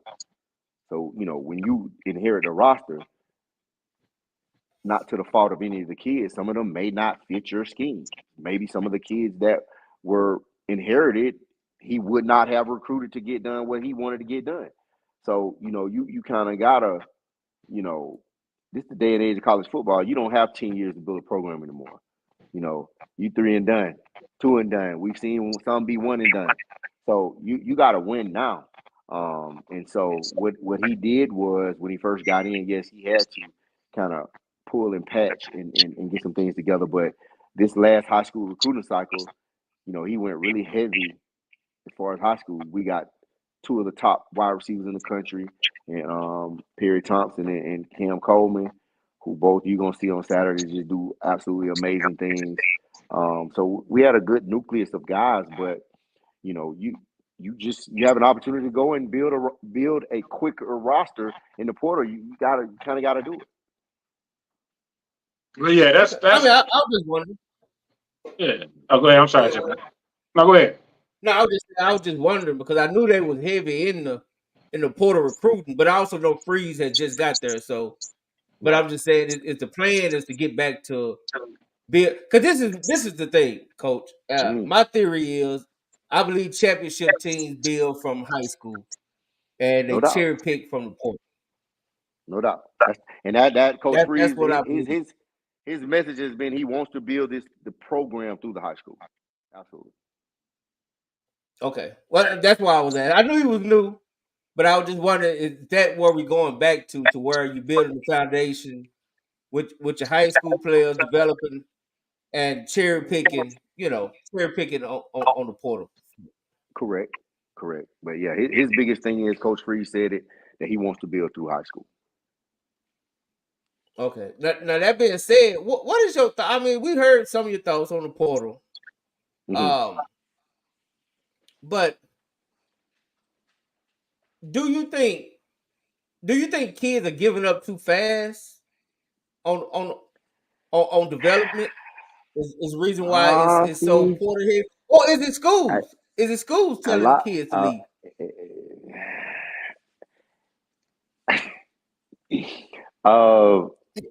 All I'm gonna say question, is this. No, it's a great question, but at the end of the day, it's not. A lot of people think that all these kids are scared to compete. A lot of times that ain't what it is. That's all I'm gonna say. Sometimes you got to move on.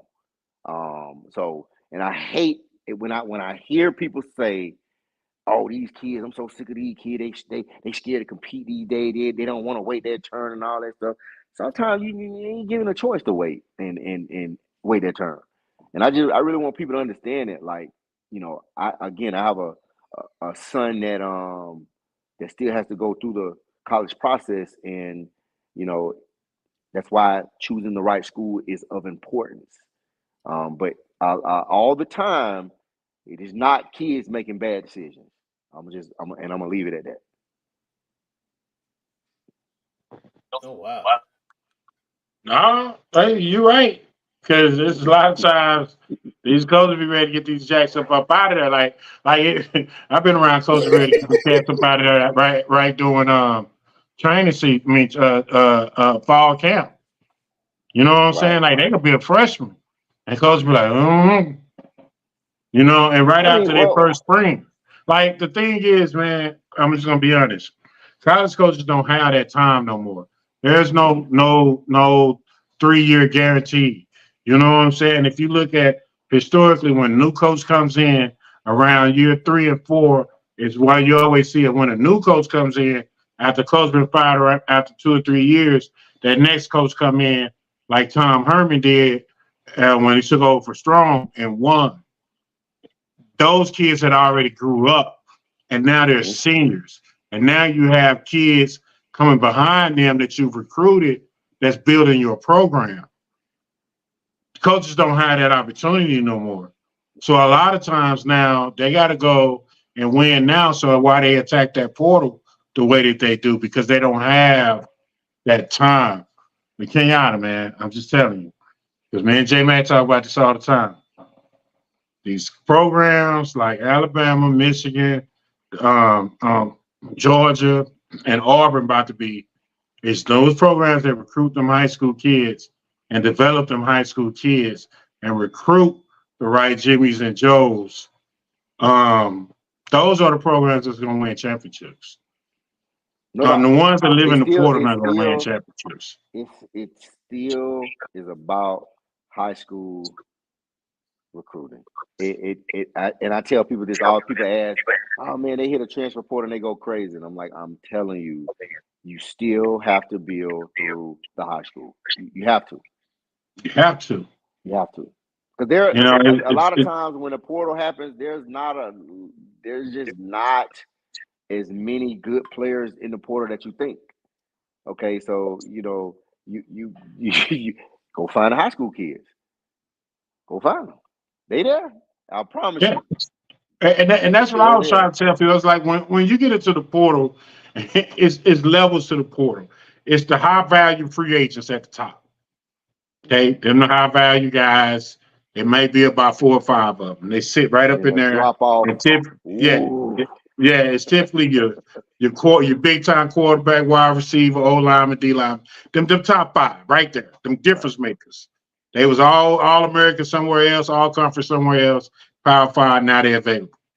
After that, it's like drop this. Off.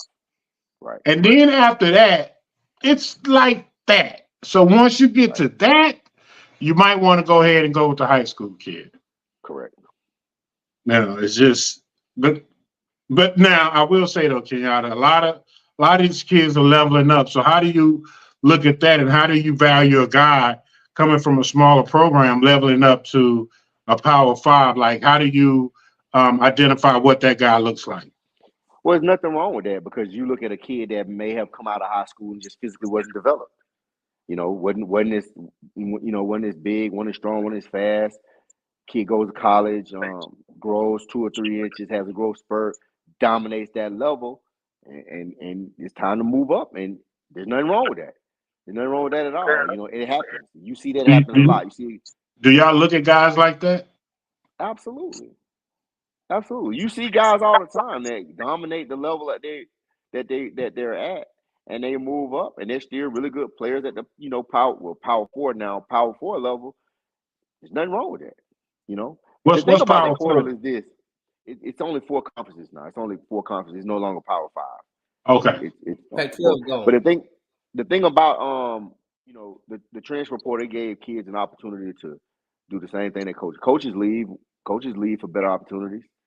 So now you got kids who want to do the same thing. So I just think that as coaches that are moving, they're moving. They have families to think about and take care of, and so they're making decisions based on that. You have a lot of kids moving just to move. But hey, everybody has the opportunity to do what they feel is best for them. And I just pray that the kids make the right decisions. I pray that parents guide them and help them make better decisions. But I'm all for it, man. Yeah, I'm with you, man. I mean, and you said about I'm all for the kids that kind of, as you say, outperform his contract that transfer up. Florida State had the Florida A&M DN that he went on to Florida State and played. I think Texas just signed the guy from UTSA because he had all those sacks at UTSA. He went up. He was a 0-star kid coming out of high school. Mm-hmm.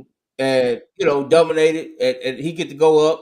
I'm pretty sure he go make a nice piece of change and get a shot at the NFL. I'm all for that, and I think that's what these. I want to touch on this before we let you go. This is what I feel SWAC schools is not doing.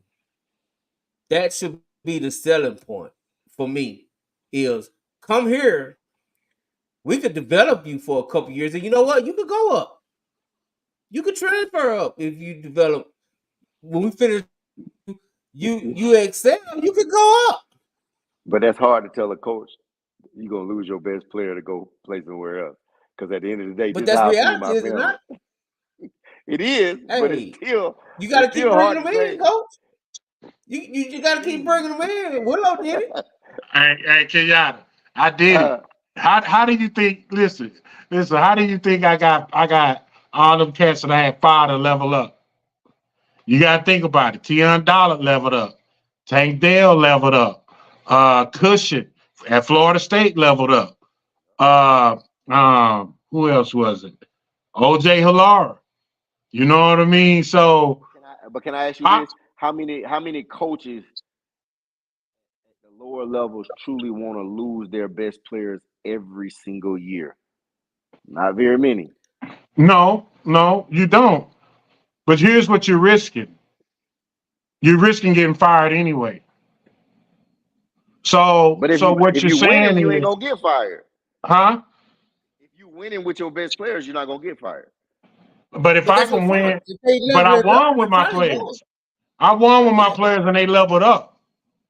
You see what I'm saying? So that's the thing. You're gonna win if you get the right kids, because a kid only needs to be in your program, at the SWAC level. If you can develop and coach, and a lot of times you kind of get caught in that situation where it's not a lot of development going, right? So if you could develop and coach, you could develop other guys that's going to be in your program that's going to stay there to 4 years. That's the culture of your team. What you're doing is you're risking, your best players, but your best players doesn't make your team. If you can coach and develop your team, your core team is already going to be good enough.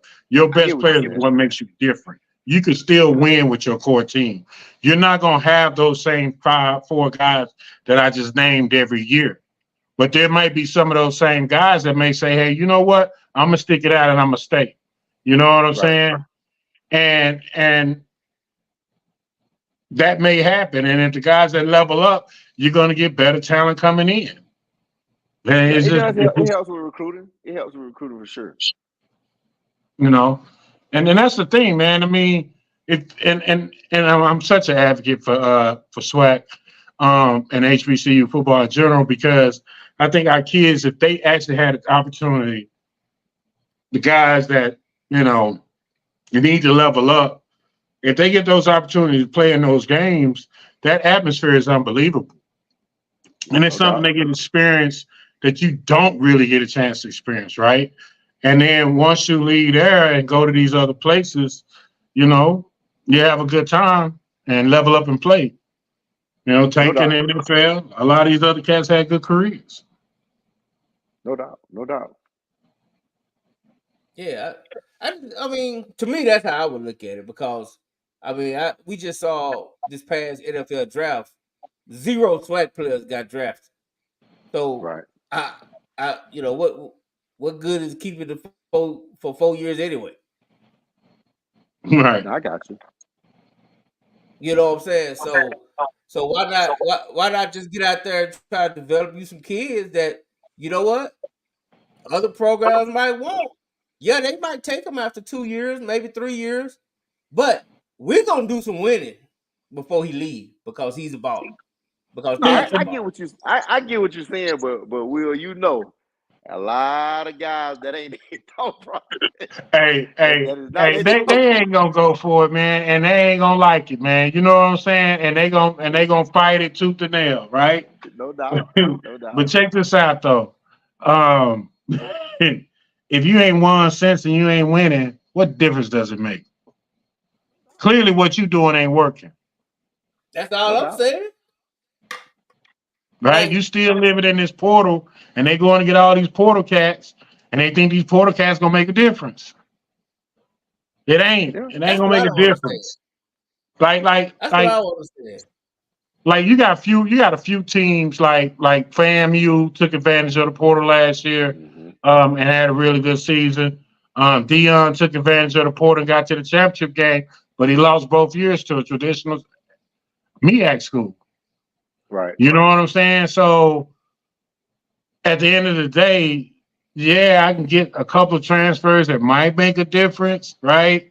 If I'm going to let's say what's that a MAC school, like to me, it ain't no difference between going to a MAC and going to a SWAC school. There ain't no difference. MAC ain't winning Right. no national championship. They ain't playing for championships. Right. You know what I'm saying? Like what we No doing doubt. here? You know, But you know, man, you know what I'm saying?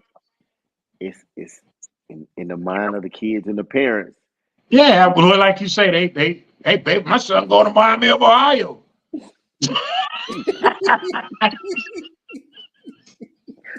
Yeah.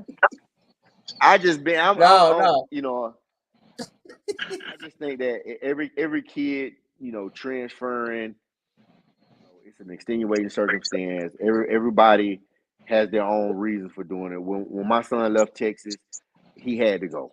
You know what I'm saying? He was injured, and it was just a bad deal, man. It was a bad, like, my boy really lost 2.5 good years of his college football career, you know, rehabbing from injuries. So, you know, everybody has a different reason on why they do it, or so they tell themselves. But, you know, just be smart about it. You know, that's the biggest thing. Just be smart about it. Yeah, absolutely. I agree with that, coach. But I was just saying, it was just, you know, I just looking at it, Nah, I just feel I like, got it. you know, as they say, man, you know, adapt or die. I mean, Yeah, yeah. you know what I'm saying? I mean, we gotta figure But something like out. it's like if you look at all the kids that's just stuck in the portal right now. You know, like, we were talking about this one day in the office. It's like, why aren't some of these kids like taking advantage of the HBCUs, the D2 opportunities? Like, you would think D2 and HBCU football would be the best that it's ever been because of the amount of, you know, there are some talented kids still in the portal right now. Like, go play football.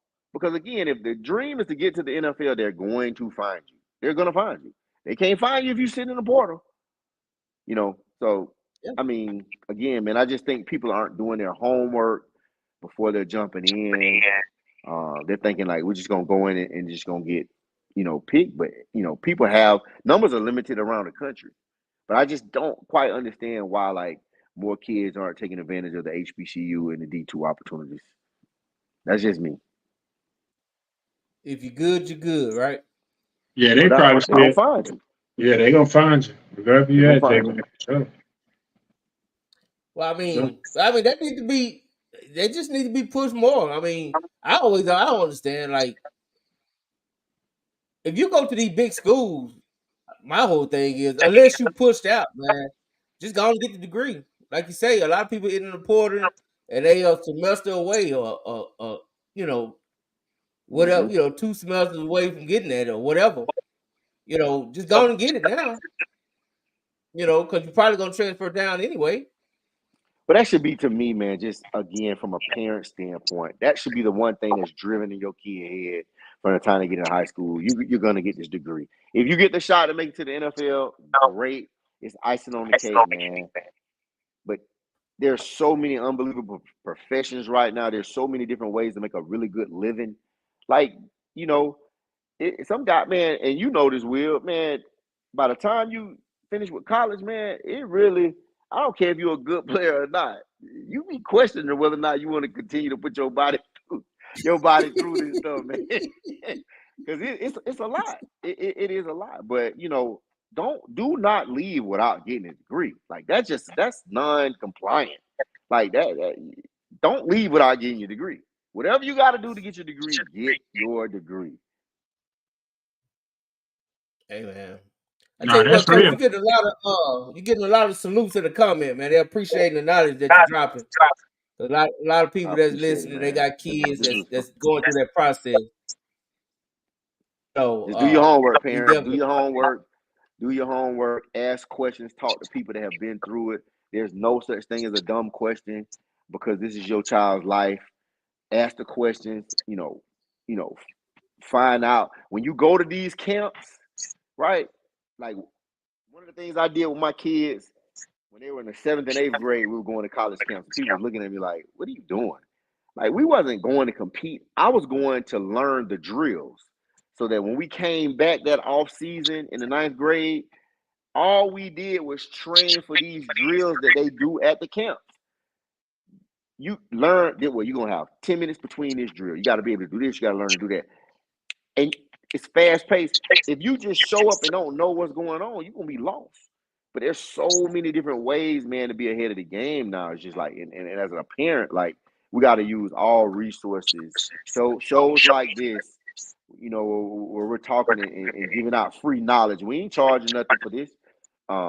You know, but it's stuff like this where parents have to, and I keep stressing the parents because we can't let the kids make decisions.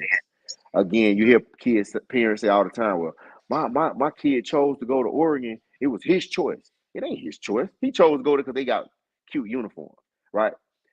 It's a family decision. Because guess what? When Johnny gets sick, you live in Fort Lauderdale and you got to fly all the way out to Oregon to see Johnny, or you got to fly to go see him play, and when it's time when he get them breaks and he can't get home, all of that stuff has to matter. So it's not just the child's decision.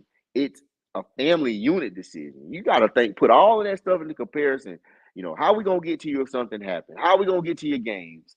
You know, how you going to get home? All of that stuff has to matter. So again, it's not just, well, my kid wanted to go there. It has to be a family decision. And that's coming from me because my son went to University of Texas and he was sold that that's where he was going since he was like a junior in high school. And I'm looking at him like, I wanted him to go to Tennessee. Mom wanted him to go to Notre Dame. So we was all over the place. But again, man, it has to be a family decision that over time, and go visit these schools. Like go visit as many schools as you can. Get a map, 5-hour radius, if that's what's comfortable for you and that's what you can afford, that you can get to in a car, and go visit as many of them as you can. And you'll notice real quick, you're going to start Xing stuff off. Oh, we didn't like that. Oh, we don't like. Oh, we didn't like that. Oh, we didn't like this. And you're going to narrow it down to the point where, well, this fits our family budget. It's close enough. They play good football. They have what we're majoring in. You know, is there an internship program? All these things really matter. If you're sending your kid to school to just play football and he does not take advantage of any type of internship program and stuff like that, you setting your kid up for failure. Make sure that they work and learn and network and do everything that they can and take everything you can from this university, because once it's over, it's over. And at the end of the day, that's why you see so many kids with national championship rings playing all the college football playoffs and all that stuff, working at Target and Walmart stocking shelves. That should never, ever, ever, ever, ever be the case if we as parents did what we were supposed to do. Man, I love it. I mean, you dropping some hell of a jewels, man. Yeah. I mean, you said what needs to be said. And, right. And I know. Hey, I appreciate all the time and the knowledge that you give, brother. I really do. It's all But good, I man. got one more question. I gotta ask. I Yes, at sir. least gotta throw it out there. Yes, sir. Is how do colleges feel about the middleman, Uncle Willie? Well, it ain't Uncle Willie no more. So now that kids can have agents, you deal with more agents than you do with parents. And this stuff has always been a mystery to me. Like, how are you gonna turn your kid's future over to some people that you just met? You just met them, and now they got all the answers. I just, you know what I'm saying? It's college, man. like, So, yeah, hold on, Kenyatta, hold on. yes, sir. Yes, sir. Tell me what that conversation sounds like between you and this agent. How you doing, Mr. Watson? My name is John Henry, and my guy's in the portal right now, and his number's 30,000. 30,000 what? Pesos, Skittles, now later. What? Like, what we talking about? You know what I'm saying? Like, you watch the same film that I watch, right? No, that's not what's about to happen here. But I'm telling you, man, like that's what it is. In this past transfer portal, in the spring portal, we talked to more agents than we did kids and parents. Like, it was the craziest thing ever. But this is just the time that we're in right now. Everybody has agents. Wow. Oh, that's gotta be crazy. discouraging, man. Because you want kids that love the game, that want to be there, but the first person you talking to is telling you how much money it's gonna take to get them on the plane. Like, so this is what happened. Everything now is transactional. And I still believe wholeheartedly, like, because I'm a parent, I'm gonna build a relationship with you. You may beat me with, you offer this kid more money. You might beat me on the first time around, but I'm gonna get him the second time around, and I'm gonna get the better football player. I'm gonna get the better person. I'm gonna get the more mature individual that understands, like, I need to go somewhere where the people are gonna teach me. I'm getting this money, but they're gonna teach me about financial responsibility. They're gonna teach me about, hey man, you better pay those taxes. They're gonna teach me how to become a man, not just treat me like it's transactional. Man. Wow. Yeah. Hey, you dropping some jewels tonight. Man. So listen, you can hit my cat. Look, you can hit my cash out, man. No, I'm just playing. Hey, for real. Sir, you're a Division I employee, sir. Look, talk to my agent. Talk to my agent. Talk to your agent. Tell them don't hit us talking about no 30,000, because we ain't got no 30,000. Thank you. Oh man. Oh man. Hey man, but no, we appreciate it, man. And good thing, man. You the homie with Willow, man. I know, you know what I'm saying, you want to do your homie a solid. We definitely appreciate it. Hey, anytime, man. I come on anytime, man. I come on anytime. Hey, we're gonna definitely have you back, cause you be dropping some jewels, but we're gonna dig more into when the football season get closer, man. We gotta talk about some good ball, man. Who you pro team? You a Florida boy? You Tampa? You Tampa Bay or what? I'm a New England Patriot fan. Boston Celtics, Boston Bruins, Boston Red Sox, and Boston College. And Boston College. Go Eagles. Hey man, hey. I love it, man. But hey, once again, man, you got anything else for Willow? Hey, I appreciate it, man. Man, I just appreciate the love, man. Oh, love, baby. Tell mom I say hello, man. Yeah, man. Tell the fam I said hello, man. And man, we appreciate everything. And we'll get you back on close to the season and let you pick some games. I appreciate it. All right, bet. All right, man. Y'all take it easy, baby. Coach. Salute. Yes, sir. Yeah. Man, that was beautiful, man. I I think we have dropped enough game. People need to go back and rewatch this. I don't want to extend it no more. No, we shouldn't. You ready to go? It's 2 hours. It's okay. Yeah, that was a beautiful show. I don't want to ruin it. I want everybody to go back. Y'all tell your friend to go back and watch this show because Coach was dropping jewels. And it was very entertaining. Willow tried to bully my man, Coach Sam. It didn't work. He tried, though. He tried. No, I was being mature and decided to go the high route. I did tell you that. I said I apologize. I did apologize. Then he took another shot. You gotta listen, Coach Jeremy, J-Mac. We be having these conversations in pregame. And sometimes these people need to understand a couple things off limits. You know? I'm sensitive about Carter and Michigan. He brought up no. He didn't bring up Carter, but he definitely, I like Coach, man. I like Coach. No, Coach, listen, he gonna do good, man. I think this is gonna be a good year for him to get that upset. You know, go on and take that King of Arlington crown. Because somebody got to make that run for it. You know what I mean? I understand it's still Morton's, but I just don't see Morton being Morton much longer. Yeah. Well, hey, now's the time. There my guy is right there. There he is. All love, man. Coach Sal, you the man, dog. You the man. You stood up to Coach. Not a lot of coaches like to stand up to Coach Carr because he's a bully in real life. I'm not. What he do. So Sam, I'm not a bully. He almost got Matt Steph to give up the trophy.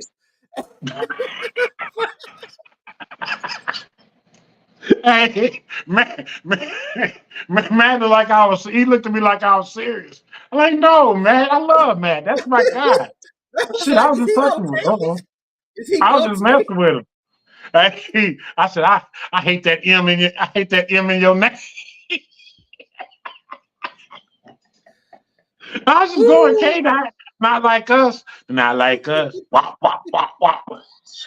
I don't think it resonated with Matt. I don't think that song came in his head. I got what you were saying when you said it, but I don't know if Matt got that. Matt was looking like it's Coach. Yeah, Matt was looking at me like I was serious. Like, no, man, it was the K-Dot song, but I don't think he listened to Not Like Us.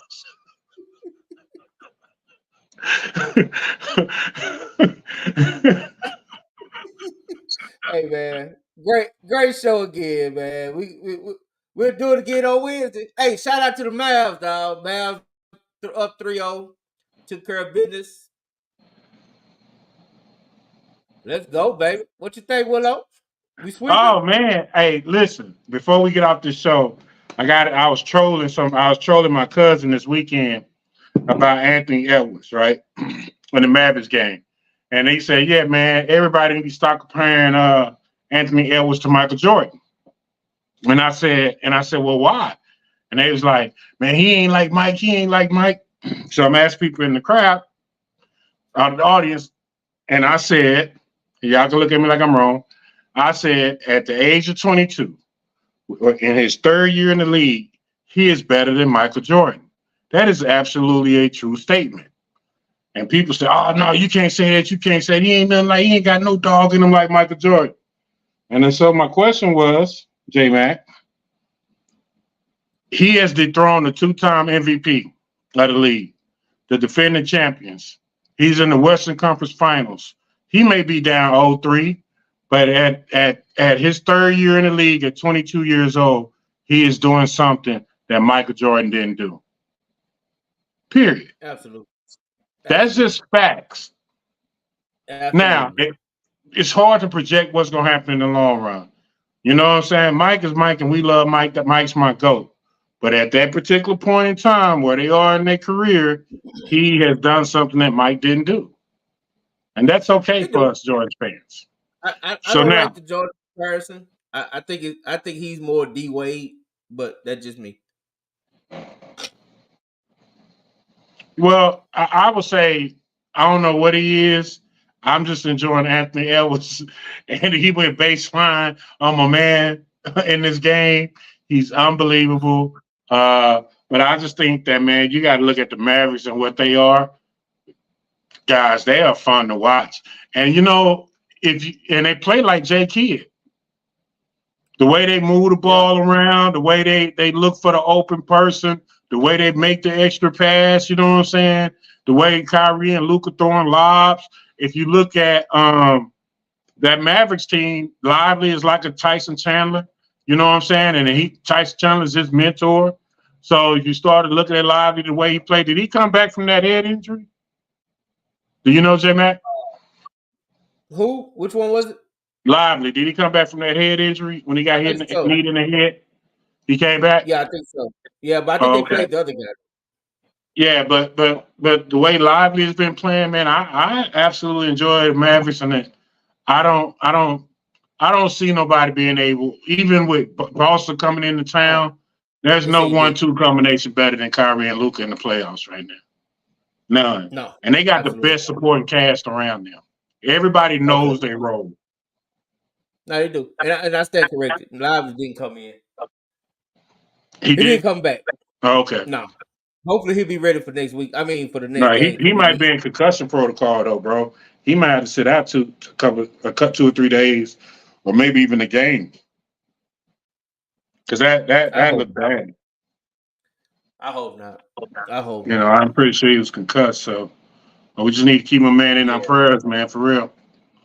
Make sure he we need this week. We need Luka. We need Luka to get his rest. So, yeah. Hey, man, once again, man, great show, Coach Carr. Good to have you back, man. You know what I'm saying? When you back, everything just go way much better. Way much better. Appreciate it. Well, man, I enjoy being back, man. Todd been taking shots at me here lately, calling me a painter and a house remodeler. Todd been real rude lately, man. He has. He's been real rude and disrespectful. He's been real disrespectful and rude lately. But that's okay. Need a hug. I love Todd. Well, Todd's out of school. Todd's on vacation. He ain't doing nothing but sitting up there in the evening time. He'll be back up in there doing his thing with with his kids in the evening time. But when I see Todd, we need to have a conversation because he's been real rude and disrespectful to me lately. He likes to call me out my name and misspell my name. And so I don't know. I don't know, man. Coach Todd, he's been acting out, man. I think it's a little, he know he got a good team. He know he got a great team. So he just really being, he being like you. He trying to bully the bully. Yeah, and then here's the other thing about it, right? He's just been real rude and disrespectful. But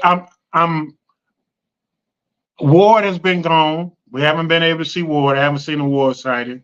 So I need to call and check on Ward because I miss Ward. I would have assumed on a Sunday night with Labor Day, they'd have been here going hard. But he's been very aggressive here lately. But I don't know if he's out of town, on vacation. I don't know what they have going on. I do want to make sure that we send prayers out because we didn't talk about this, J-Mac, and we need to get off this. Well, we ain't got nothing to do tomorrow. I ain't got to go to work. Yes, I do. I got to go. We don't want to stretch it out. I got to go paint a house. Okay, so anyway. So Todd was right when he called you a painter then. Yes. He's not wrong. He just misspelled my name and he's real aggressive with it. But North Forney, we didn't talk about that. We got to get to that. Matter of fact, let's hold we didn't that talk about it. I'm working on something. I'm finna start working on something. So just give us a minute on North Forney. Okay. I'll hold off on that one. Yeah. Give us a minute on North Forney. Now if it don't go through, then we can talk about it. But let's see if we could cause hopefully we can get him here to we can talk to him in person. You know what I'm saying? Right on the show. Yeah, Kenyatta said that man, he had fun and he really enjoyed being on the show, man. Hey man, tell him he welcome anytime, man. Man. Yeah, Coach Ward. Coach Ward. Oh, hey, there go Ward. Coach Ward, Ward said he was gonna come on tonight, but he had didn't such a come. good show. I don't want to ruin it. I want everybody to be able to go back and look at what Coach Watson said without saying, "Man, that was a 4-hour show, man. I can't go back and re-look and listen to that." So that's what I always hear. Okay, So, well, I second that. I'm cool with it. That's what they always tell me. Man, I ain't gonna go back and listen. I'm like, man, there was good shit in there. Oh man, okay. Yeah, but a 2-hour show, I can watch this show again on my ride in the morning when I go out of town in the morning. So that's how I like listening to the show, because it makes it wherever I'm going a lot quicker, and it'd be funny as hell. But Wednesday show is a great show too. Yeah, well, shout out to Coach Tyler, man. Coach Tyler's a great guy. Great guy. We've been on the road. We've been having some great guests. Even though some people may not like the guests because they ain't from a certain sector. But we are all inclusive. We love everybody. And we're going to reach out to everybody. And I'm feeling really threatened right now, J-Mac. It wasn't about you. No, I'm not, but I am feeling threatened. Coach Ward in the comments. Well, we ain't gonna worry about Coach Ward because I believe in calling the police. Okay. So we'll screenshot. And send it to the local authorities.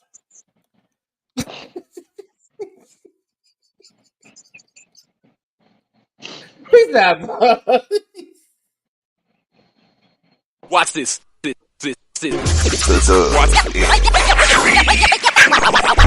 Next, football talk is a big hit. Sunday nights to Wednesday nights, we striking a match cause we lit. Y'all know the name, we call it the Dub. On Friday nights, it feel like a club. Getting that VIP treatment on the sideline, they showing us love. Great interviews, go Hoods, putting in work, go good. Texas youth and high school talking to page on Facebook, hold up. Coach trying to stand on the scene, giving advice, he do what he mean. J Mac and Swaggy Big, rocking the gear, it's so clean. These guys are go easy, off the easy but cheesy. With my steppers, our special kids, making picks so easy. Trying to win, we so greedy. All our fans are so needy, cause they need to hear them talk about that club. We do it for the